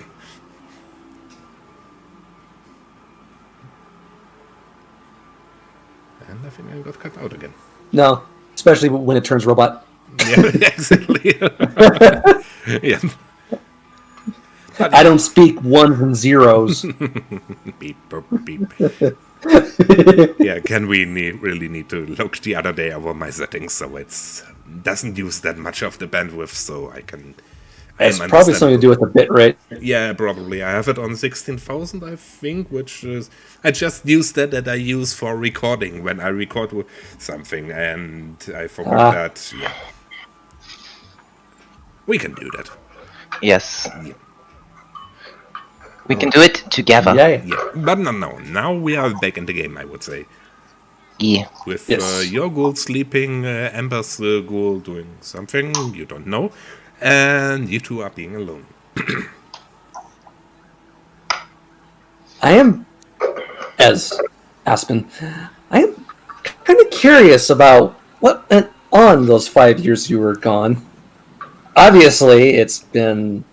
She glances up at her fluffy ears. A bit. And seeing as kind of night owls now, would you care to share some of those stories with me? Of course.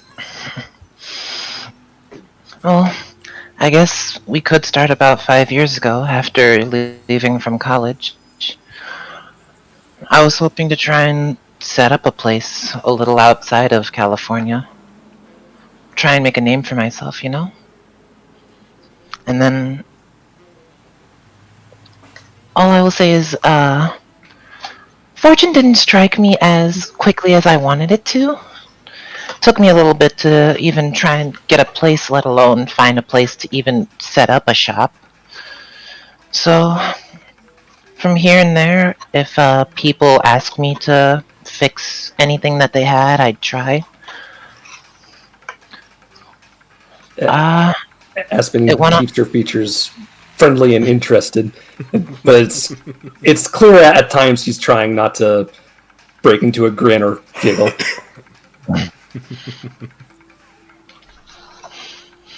After a while, people started recommending their friends to me, and I was able to start getting some money, be able to hopefully set up a factory or something like that. But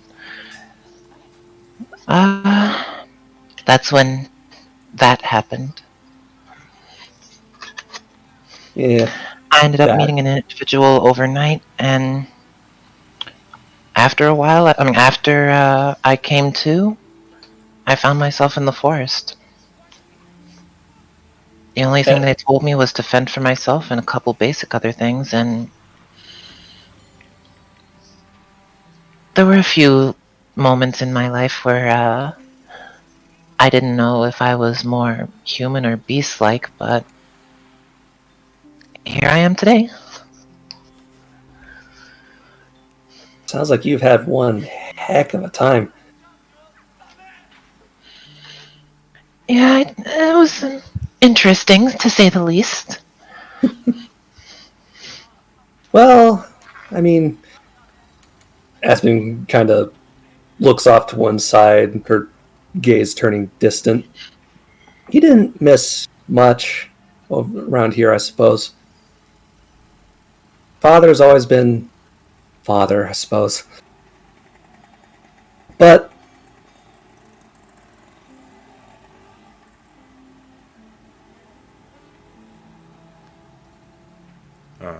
I think you cut out. sucked the life out of me. You need to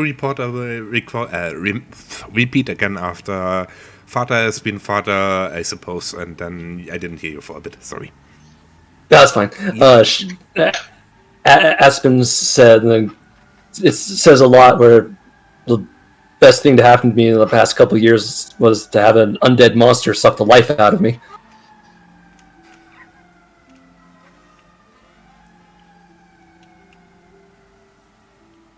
She gives a sort of coy grin at that. I suppose you could say my life went off the rails from there. I'd like to say I'm making the most of it. Well, that's all we can do is make the most out of the situation we're put into. Yeah. Her eyes glaze over a bit more. Be nice if I knew where I was going or what I was doing. Speaking of, God damn it. Speaking of which, your phone rings. Aspen snaps to attention. Not gonna lie, I'm interested in that now. But we're gonna have to put a pin in that. Her brilliant smiles back. If you'll excuse me. And she steps away. And she picks up the phone. I'm not gonna lie, Hello? that seems Aspen's like residence. Ken? Yeah, sorry. I said I'm not gonna lie, that sounds like some intense mood swings right there.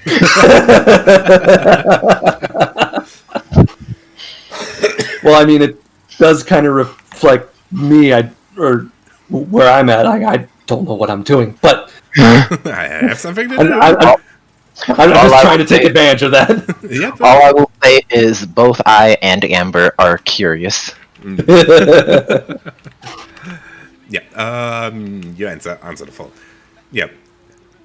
Alexander Carter here. I assume you did came home all right?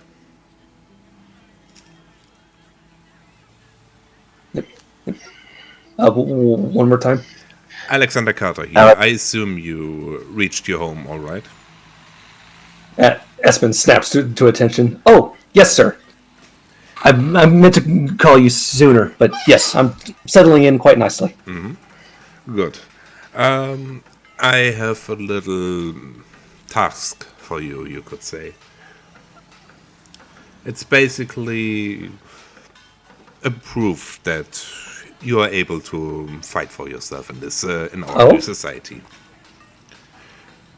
It shouldn't be too much to ask for, I assume. It's depending on a toreador here in town by the name of Golia. He has a interesting find, and I need to get my hands on that.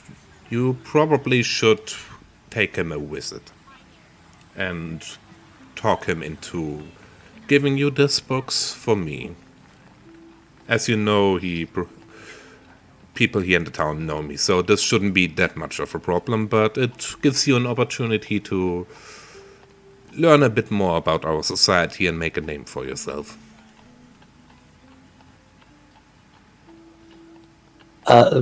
Certainly, I'll get it done as soon as I can. He resides in Santa Monica. Apparently he lives in an old smoke shop that closed a couple of months ago. Understood. Good, then call me when you have the box and bring it to me. Yes. I will, and you will hear from me as soon as possible. Good, and he hangs up the phone. Slap.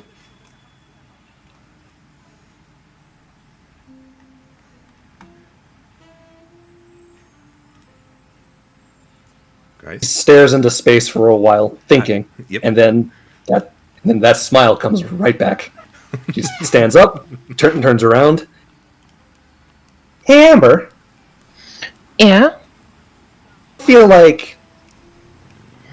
Did you feel like a night on the town? Of course. I do need to figure out a couple things about the area. Like where these safe havens are nowadays. Aspen smiles. You know, I was thinking something along the same lines. Of course, there is something that I need to do along the way, if you wouldn't mind. What needs to be done? Aspen kind of rolls her eyes a little bit. Oh, nothing terrible, just a little errand. Oh, it's nothing, don't worry about it. Oh, it's nothing. I just got someone calling in a favor that I need to take care of sooner rather than later. And good night, Donuts. Thanks for watching, and nice to see you. Good night. Night. I met him in Vampire Discord server. So he should... Yep, that's probably why he directly jumped into it. Okay. Especially back then when the owner of the server made a real campaign that was not over chat, and I was, my English is not good enough. Do I really want to play it? I want to play it, but is my English good enough? Yeah, since then much happened.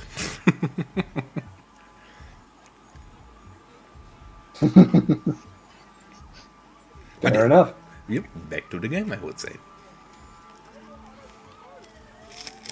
Yeah, it's just a little favor that I need to take care of sooner rather than later. You up for a little adventure? She smiles brighter, her eyes twinkling. It's just a side. It's a look that Amber would probably be familiar with. That Aspen's up to no good. Yeah, I figured. What are you plotting? A look of pure innocence crosses Aspen's face. Plotting. I told you. I just had a favor called in that I need to take care of. That's all. Oh yeah, I remember favors are a big deal. Yeah. She kind of chews her lip for a second, then looks back up. Look, I go look ahead. at Amber looks at Aspen slyly. What's the favor? Aspen averts her gaze. Well, you remember the guy you saw me with earlier?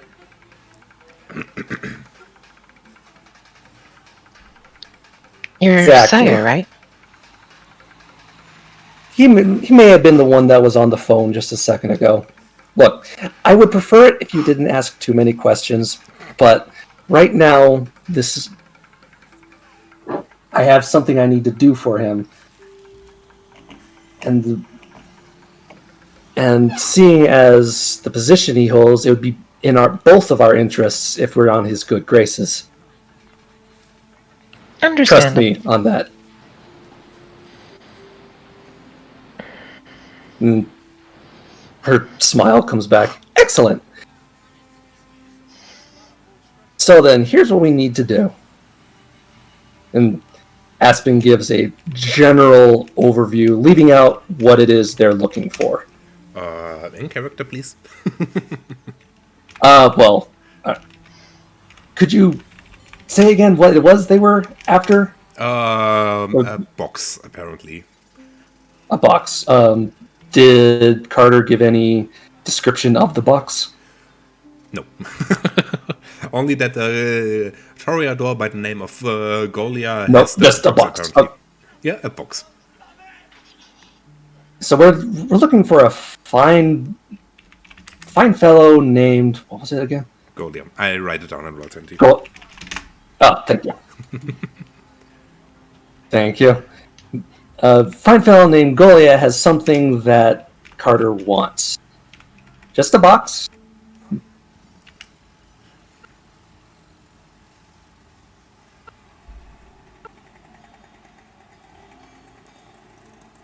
She smirks at that. Well, I mean, if it's a quick in and out, then why not? Aspen claps her hands together. Perfect. I think it would probably be best we left our ghouls behind for this. Agreed. Or... Awesome. Then...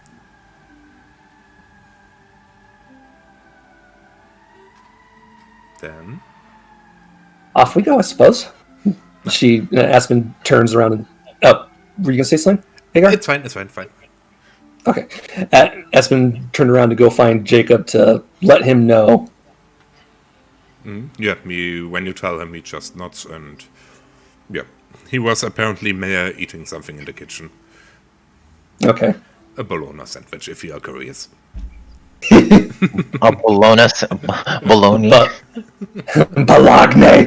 Yes, I like to call it bologna. Just be glad I don't call it bolognese. Oh, God, thank you. But yeah, he's eating something and nods. I know where you are, okay. Excellent. And Aspen goes up front to wait for Amber. Oh, I follow suit. Okay. How do I you didn't want realize to go Amber to was Santa following. Monica? Saint Monica? Santa Monica. Yeah. Oh, okay. I mean, I suppose Aspen would have a car. Sure. Considering I just came back via train, I don't. All right, then. Yep. We take Aspen's car. Yeah. Do you want to talk while you're driving?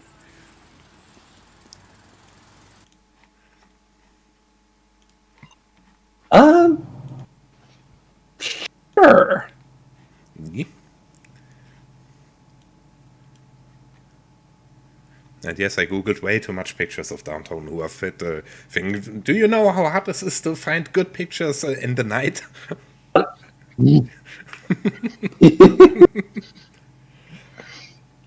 I mean, I did found enough, I guess, but it was not easy. Because for some reason all pictures are in daylight, which would be very immersion breaking. But yeah, you are in your car on your way to Santa Monica. As they drive, I glance at Amber periodically, like, hey, expression neutral. Bless you. Then when she finally thinks of something, she smiles. I really do appreciate you coming with me on this. I'm not entirely sure I could do it on my own. No worries. It's a friend helping a friend out, right? Exactly. God, this does remind me of all the trouble we got into. A lifetime ago. She kind of smirks at that turn of phrase. What kind? Oh wait. Ever?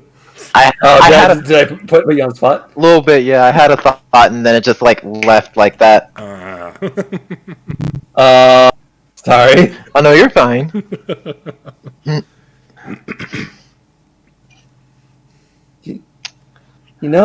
I can't remember when the last time was I was allowed to just roam and do my own thing like this. Well, it has been a while. I mean, we did sneak out a few times to do our own thing for a bit. Aspen kind of makes a ugh sound like you have. Yes. And I know. And Mr. Carter never let me out for any reason. So, given the current state of LA, I suppose that makes sense. Her expression gets serious for a moment, and then she smiles nonchalantly again. By the way, I heard it was only recently that this territory has regained control. So Aspen purses her lips a bit. Yeah, I don't really remember or know much about it. I know that Carter was busy for a very, very long time. He wouldn't tell me a lot of what happened, but I could tell it was not exactly sunshine and rainbows there for a while. and then to the No, go ahead. and to the best of my knowledge, my clan is a bit of a rare situation too.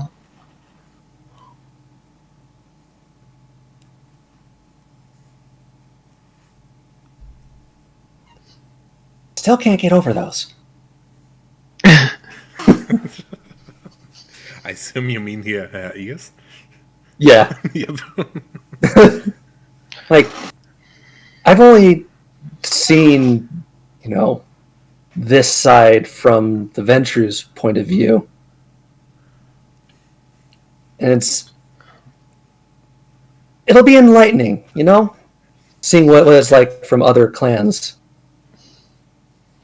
Well, all I will say is these are one of the better predicaments. It's better than being covered head to toe in feathers. Aspen looks at her incredulously. That can happen?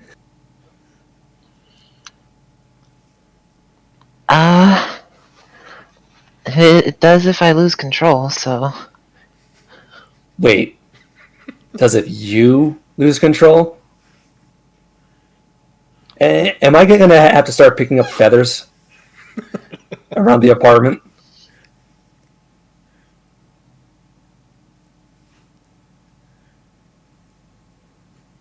Ken? Aspen stares through the windshield like that's a lot to process. Yes.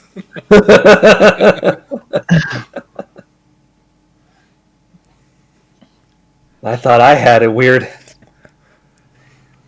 Well, I mean, you at least had somebody to teach you. I was just thrown out there.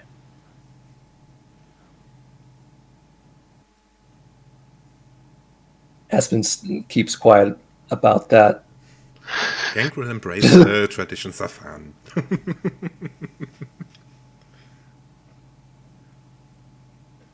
Well, they are still better. Yeah. They are still better than Malkavian traditions, let's be honest. Malkavian traditions can be, I have absolutely no idea what I did this night. Who is this new vampire there? He seems interesting, and from where do I know him?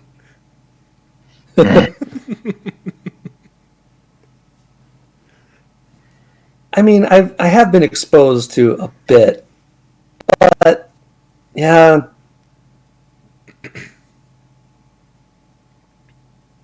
The way you made it sound, it almost sounded like you had a horrible binger one night and then just woke up with ears.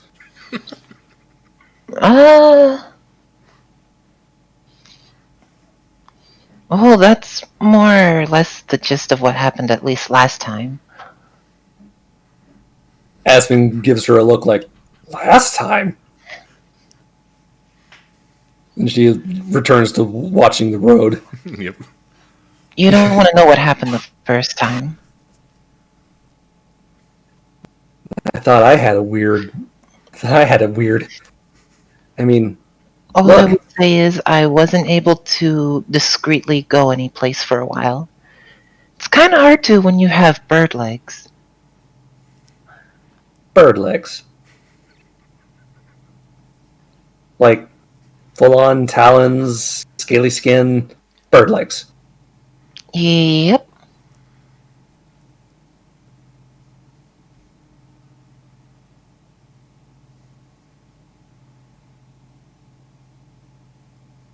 Once more, Aspen just stares through the windshield. It's interesting being a Gangrel. I can tell. I mean, I thought I had it weird. Just look. Without taking her eyes off the road, she raises one hand and presses one finger to Amber's shoulder, and her touch is ice cold.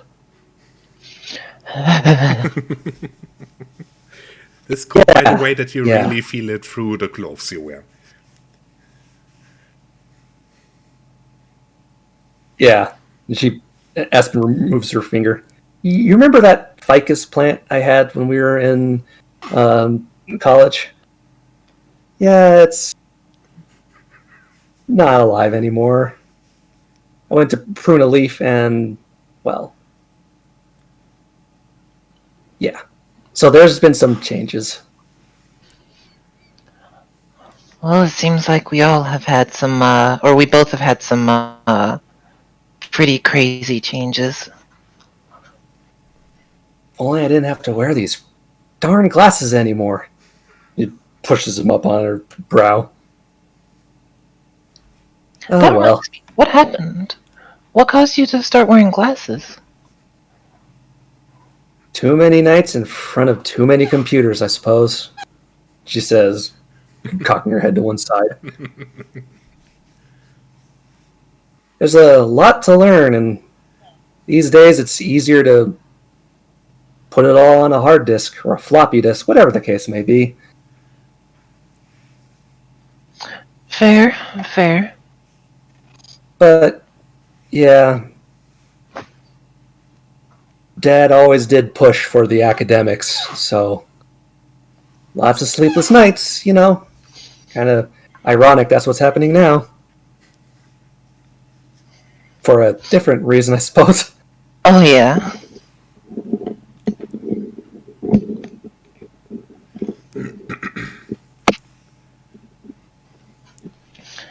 Well, I guess if anything, did it work out or pay off in any way, shape, or form?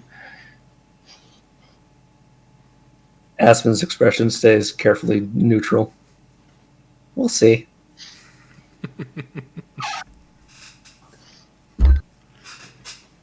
Then she glances back at Amber. What about you? I mean, you're a weird bear, bird, vampire thing. I love that description.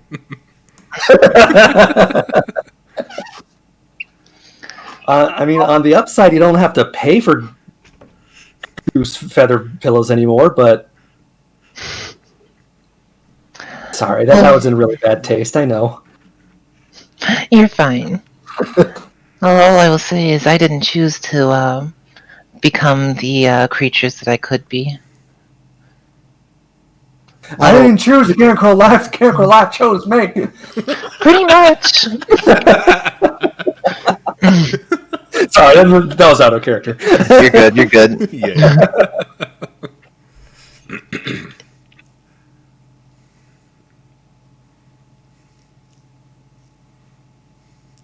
But yeah, It's you arrived too late, at Santa and- Monica.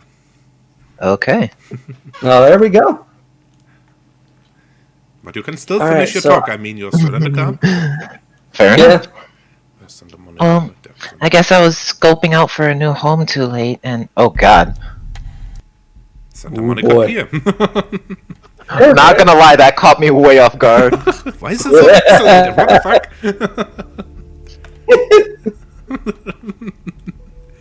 Is this so pixelated for you too? What the fuck? well, yeah, I guess that was. Nah, no, it's not pixelated. Well, yeah, I guess Sorry. You're good. But yeah, I guess I was scoping out for a home too late at night, and well, that happened. You say that again. I pull over to the side of the road for a moment. Mm. All right. So, this guy, Golia, I don't really know much about him.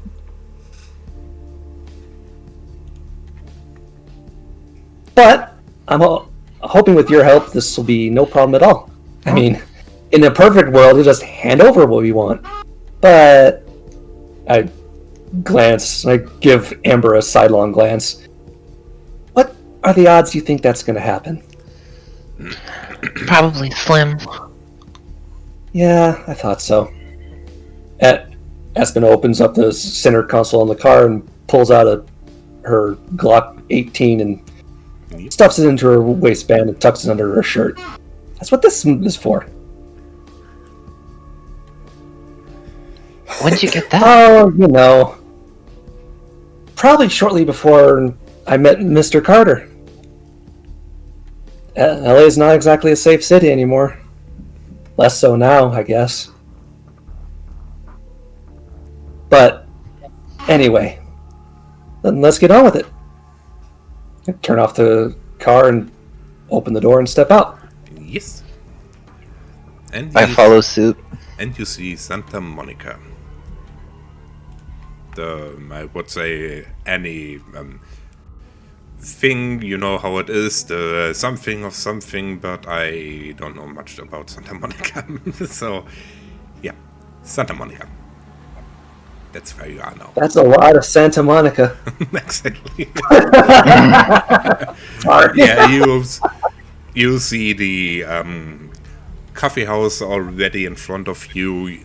There's a pawn shop on the other side of the street. Next to you is a small ambulance center, and next to the pawn shop is some kind of fancy building, probably where some rich people live or something. And if you follow the street a little bit, there's a parking house a little bit where also is an entrance to the pier and so on. Goddammit, I just described Santa Monica from the game. That was what I intended.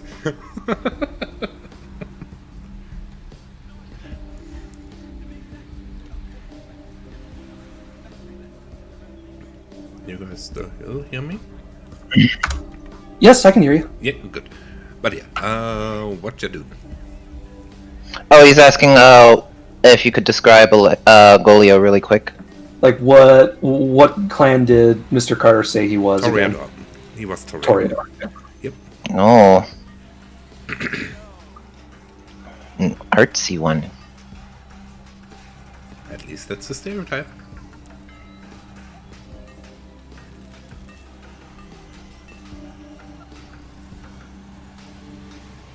We could find him in the coffee shop. So, I'll see if I can talk him down first. See if we can get what we want through peaceful means. If not, she shoots a sidelong look at Amber. We might need a plan B. Understood.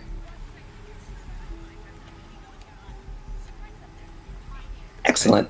And Aspen kind of straightens herself up, puts on a bright smile, and steps up towards the coffee shop. Yep. As you approach, you see the lights in the coffee shop are off, and, well, your sire to tell you that it's closed already for a few months. But you see a bell on the side.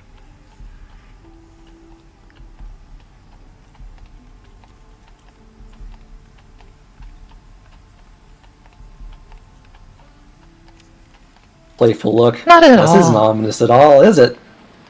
Again, please, you will cut out. She says, obviously jokingly. I said, not at all. She says, obviously joking. Aspen looks around and tries to peer into the coffee shop, see if there's anyone around. It doesn't look like it. But you were cut off after I described that there's a bell on the side and so on, and I don't know if you hear that. Okay. Oh god. What's wrong, Ken? The robot thing again? You were Yeah. cut off after you said, and then, No, like, you're- just robot. I'm guessing that you said that. There's a bell on the side of the door. Yeah. Yeah, he said he wrote. Okay. Yeah, and then so I ring the bell. Ah, okay, yeah. For a few seconds, nothing happens. Then you see like a door's opened and a little bit of light comes in, and a person walks towards the door in a brown trench coat. Stops for a bit, watches the two of you, and then continues his walk. Opens up the door with a keychain and so on. Opens the door only slightly. Yes. How can I help you two? He seems to be early 30s, around a little, well, around the same size of you, and has long brown hair.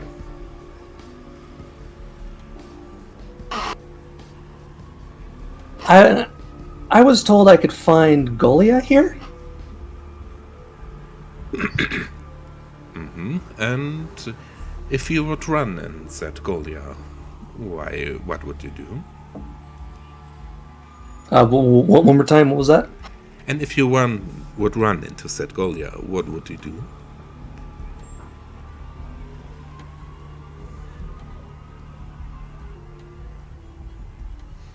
Please don't tell me I was cut off again. Looks up. We are in a coffee shop. Aspen's smile grows, and she looks up. We are in a coffee shop. I assume that's right, but I also assume that the two of you can't really hold coffee inside you, am I right?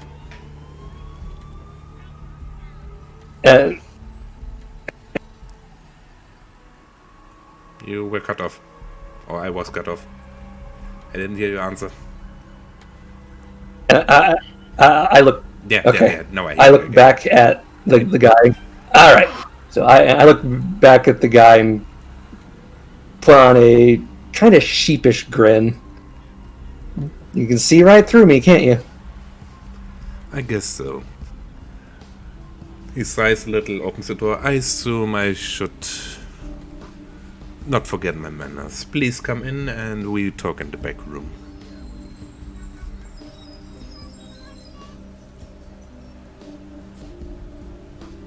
Head into the room and walks in. Yep. Amber? Oh, I follow. Yep. I keep falling out of first person and third person. That's fine, you get used to it. I mean, everybody has his preference, and at some point you will find yours and stick to that. Don't worry about it too much. But yeah, he leads you to the back room, which turns out is a big storage room with the things where you put stuff on. I forgot the name. And not closets, those open things. Shelves. Shelves, okay. Yep, with many rather old-looking things in it.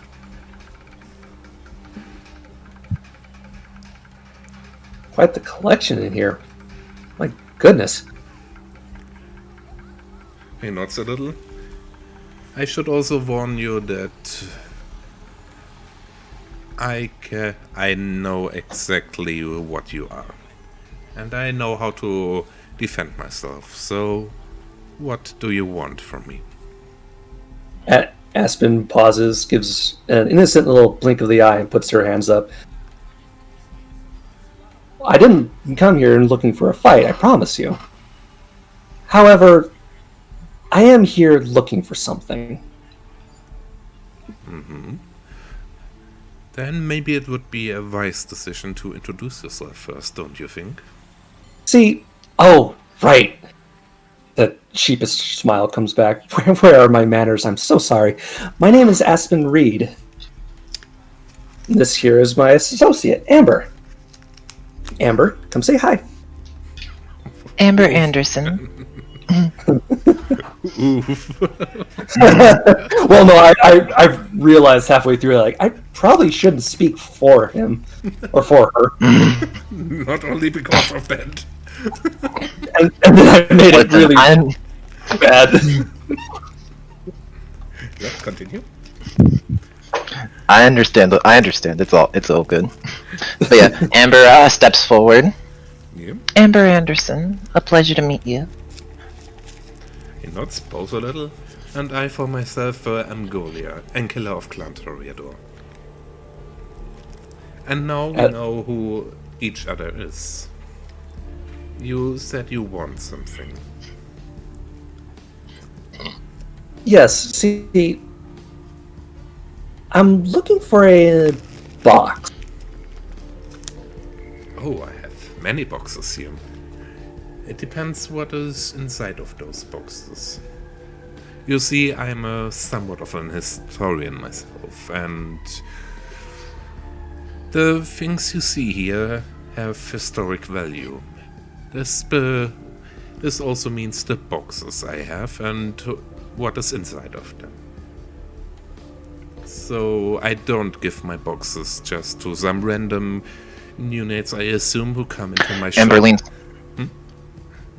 Sorry, Amber leans? Well, I was about to say something and then the robot thing happened. But yeah, I was gonna, Amber leans in and asks, Aspen, Did you happen to get what was inside the box? Did Aspen happen to get what was inside the box? Nope. That would be a no. He clears his throat. As I was saying, You know, probably should be more precise what kind of box you want from me. And also why you want it. Maybe that could help you if you don't even know what box you want. I assume you don't come for yourself and just want shiny things. Aspen looks thoughtful for a moment, trying to decide what she should and should not say. Then she returns her... Oh, go ahead. I was gonna say, if Amber had the impatience trait like Kellyanna did last time, Yeah. she probably would have just been like, "Listen, I've been here on a delivery and I just need to get a box, okay?" Give me any box, anything will find. Any box, every box. Give them now. Like, how pissed would Carter be if I just turned up with a random box? A box full of canned fish. Yeah. Yeah. You didn't specify. That's a box. Oh. Pretty sure you treat me like an idiot from then on. Yeah, but let's go back in and carry But that. Well, I suppose there would be a box that would have significant value to someone of higher status. Maybe someone of higher status.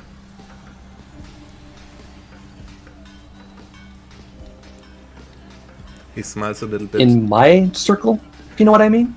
In your circle?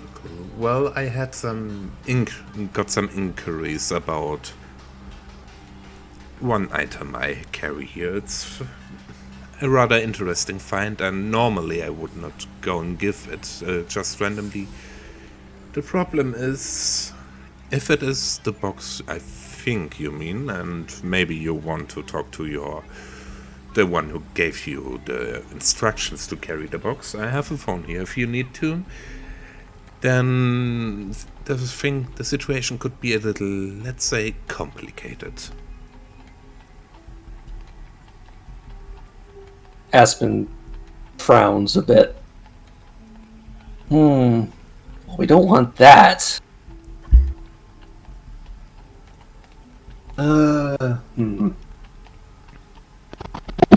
Amber tilts her head. How complicated? Well, you see, I think I know exactly what box it is. He places his hand on a... Well, it's definitely a box, but made of stone with some carvings into it that looks like the old cuneiform writing, the first written form of humans, and nothing really fancy around it. A simple box, just as this box. I'm sorry, I was about to make a joke. I was going to say, Amber will remember that. Yep. The problem is that I have several people who want this box, and, well, let's say most of them are rather... They have influence, and when I would just give it to one person, I could get in problems. And What if we were to say that the person we came to get the box for also has influence? Well, I assume it's not the prince himself, is it? And Aspen kind of Amber's. nods. Because in this case, this would not be no problem. You said it is for one of your clan. He looks at Aspen. What clan do you belong to, child?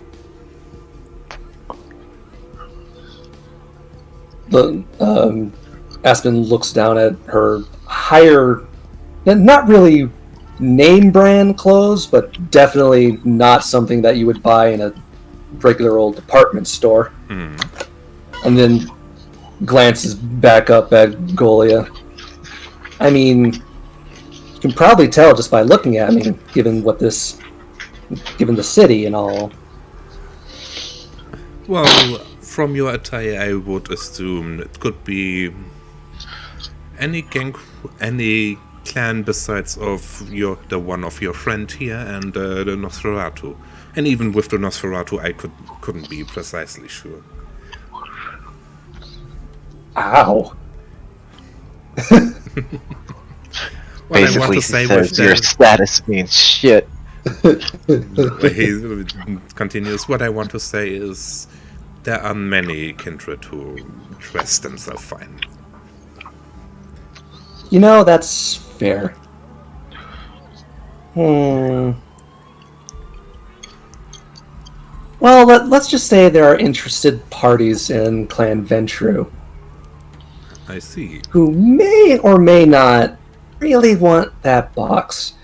And, well, one party aside, she looks around, I don't really see the other houses here to barter right now. Well, he puts his hands on some paper. I got other offers, so to say. And it's precisely Clan Tremere and Clan Pruha. Aspen frowns and immediately composes herself. But let's say at least one of them would say he doesn't want this box, and to be honest, I have not really no real sympathies to the warlocks. When you would talk to the one of Clan Bruja and say bring him to not wanting this box anymore, I may would give it to you.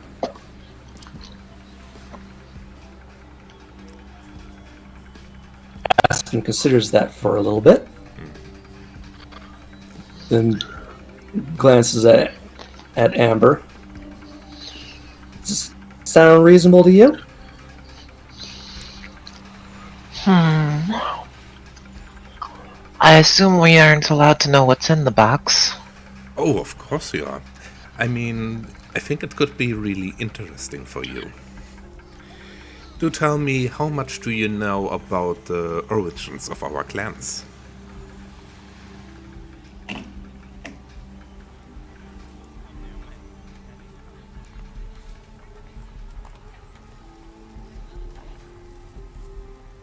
Aspen looks up. Amber sharply, but looks says nothing. interested.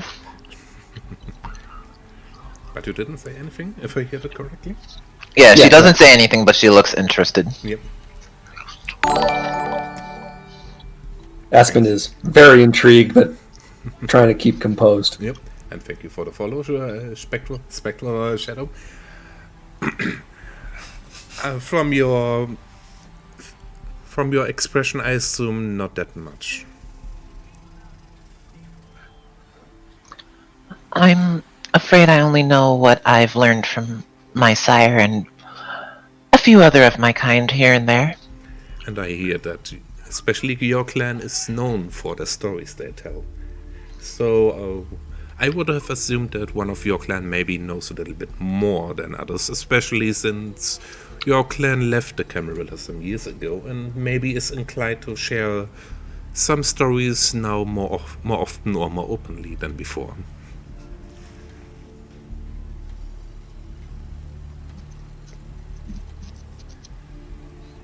There is that possibility, yes. God damn it, I need another toilet break. I shouldn't drink so much. I'm sorry. It's fine, it's fine. We're human, it's fine. Yeah, sadly. Shut the fuck up, phone. Then give me a moment. Be right back soon. Cut to intermission. Yeah, sure. Yeah. So yeah, your character seems very interesting. What with these smiles and foot swings? Well, I'm trying to play it off like what's on her face is not necessarily what she's feeling, but she's been around the Ventrue enough to know what to do, how to act, to either get people on her side or to be at least not hate her or be suspicious of her. Fair. So I guess you could say Aspen is kind of manipulative. Oh yeah, based off of the way how you've been playing her so far, she's extremely manipulative.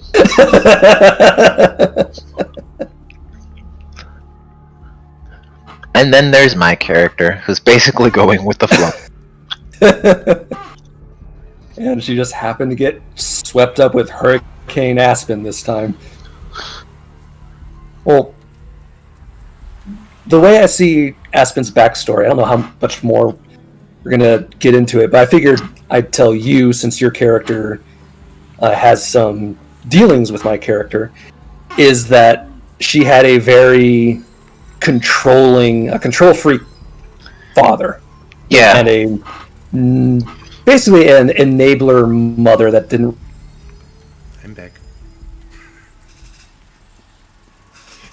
And as soon as I'm back, I don't hear anything again. Yay! Aspen did wasn't good enough. Hi! Hi. So yeah, Aspen is very much.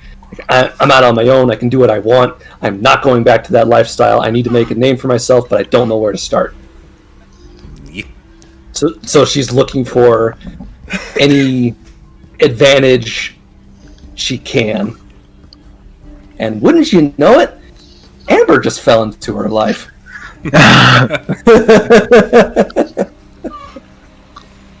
Yeah. She doesn't see Amber as a tool, like a means to an end. She does see her as a friend, but she also sees her as a known quantity that is in her corner.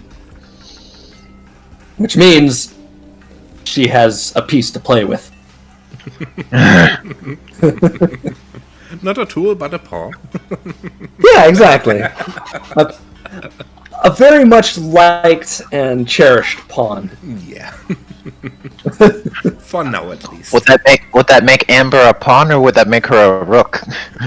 You know, I was thinking the exact same thing. Probably a rook, to be honest. What was a rook again? The castle, the one that sits on the very far edges. Ah, yeah. Bas- Yeah. They can move in straight lines. Yeah, I know. But basically infinitely. So Yeah. I know. I play chess. I just don't know the English terms for the game pieces. So all Aspen has to do is put her in the right spot. And she walks into a straight line where you want her. But yeah, I mean, Amber is a Gangrel. Amber is a Gangrel. I imagine blunt force trauma. Yeah, but she's fair. I mean, Fair. Yeah, but let's go back to in character. Right, yeah. So Golia continues. Well, he takes the box and places it on the table. You see this Chronicle writing down here. Aspen leans over to get a better look. I assume both of you can't read it. Yes. You know, That is correct. I was able to translate at least those carvings. It is a name, Sabbat. If the stories are correct, Sabbat is one of the original vampires behind the clans, one of the 13. His clan, let's say, died out in the last millennia. And this raises some questions, especially since he opens the box. In here you see, well, let me first describe it. You see some stone plates full with writing in the same style, and also something that looks like a metal glass bottle with a thick red fluid in it. He continues, especially since this is inside of it. Aspen purses her lips, but again says nothing, keeping her thoughts to herself.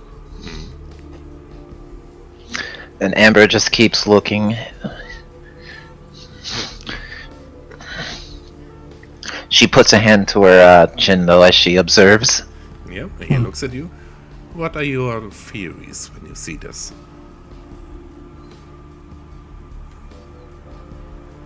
I'm thinking, and she looks up at Golia.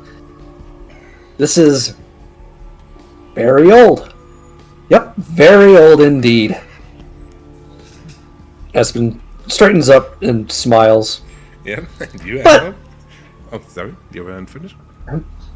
But then again, I suppose it's not my place to know exactly what it is.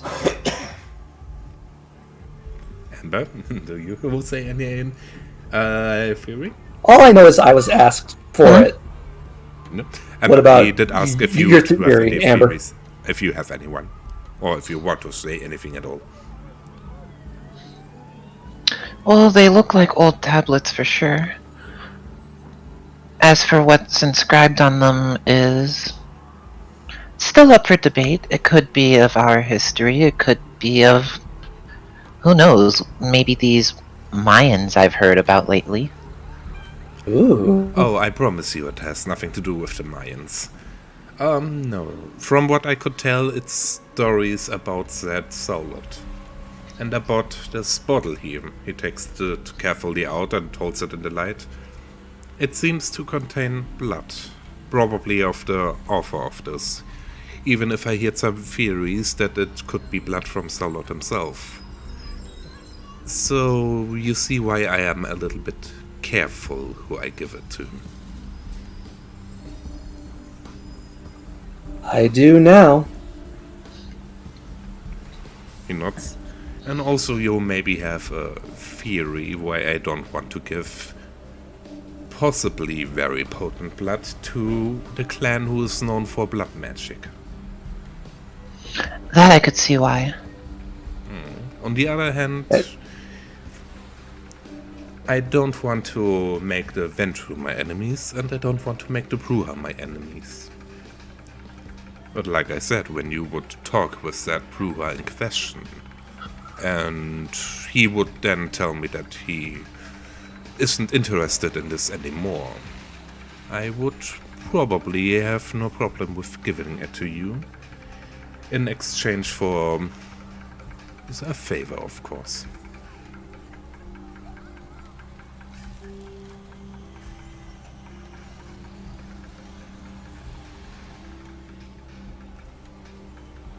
I think I got cut out.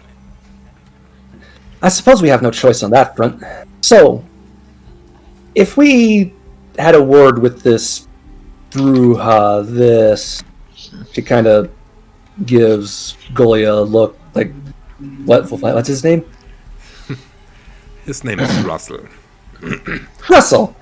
If we have a word with this Russell person and he decides he no longer wants this, we can leave with this?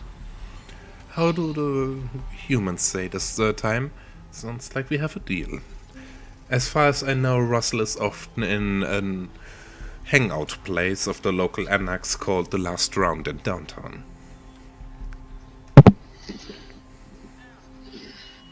I have heard of this place. Sounds like we have a destination to visit then.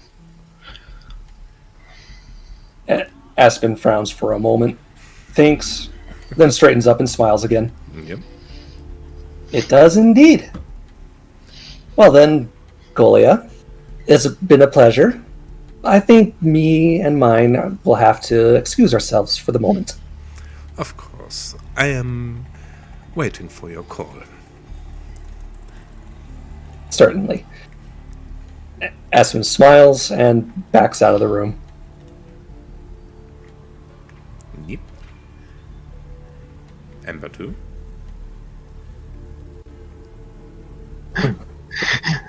Do you perhaps have a number, so we may call this location? Oh, yes. Surely you must have a payphone of some kind.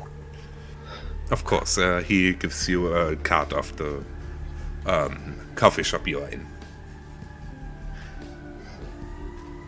Much obliged, thank you. I then make my leave as well. You're back on the street. Aspen is standing on the sidewalk, hand on her chin, looking a little troubled. What's the matter? This place, called it the Last Shot, was it? Last round. The last round. Sounds like Might a be drinking area. This might be a little bit less of an in and out than I thought it would be. Wasn't Gee, that one of the safe places that we can go to? Aspen nods, then straightens up, and with her typical smile on her face, she turns back around. Well, looks like we'll have to get our drinks somewhere else. She glances up at the name coffee, or at the coffee shop, and smirks. Mm.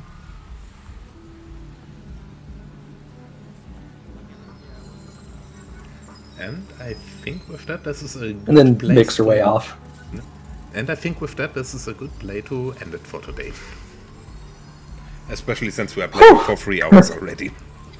Oh, right. Yeah, wow, it's already been 3 hours. Yes. Damn. Wow. It does. I was having fun. Right? But before we end, both of you get 2 experience points.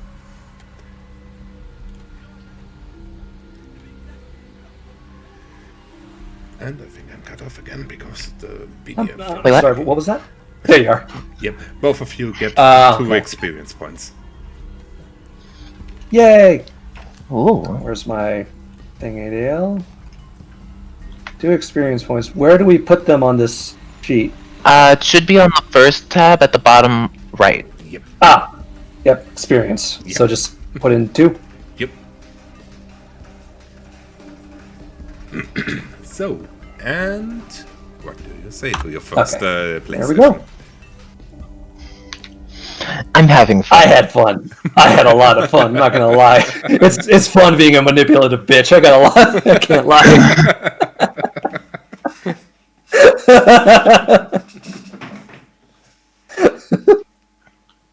It is very fun, isn't it? Yep. Yeah. Ventrue are having one of fun my with his little favorite clan. It's next to Malkavian and Gangrel.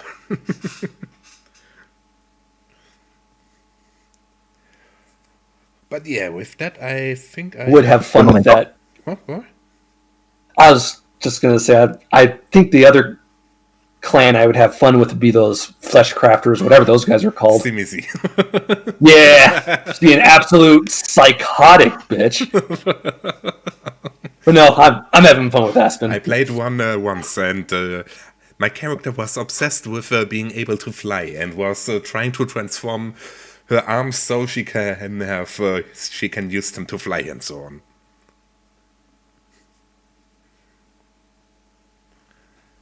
I think I cut out again. God damn it. No, Yeah, okay. we heard it. Yep. But yeah, man. That was fun, especially since we had a Gargoyle in our group, and the Gargoyle was not amused that I want to fly because that was her thing. And who am I to want to fly too? But yeah, that was all in character. Out of character, the player found it amazing too. But yeah, with that, I would say I end the stream. The video will be on YouTube soon, and I will work on the quality for next time that I don't cut out again. So, to the viewers, I hope you had fun too, and see you next week. Bye.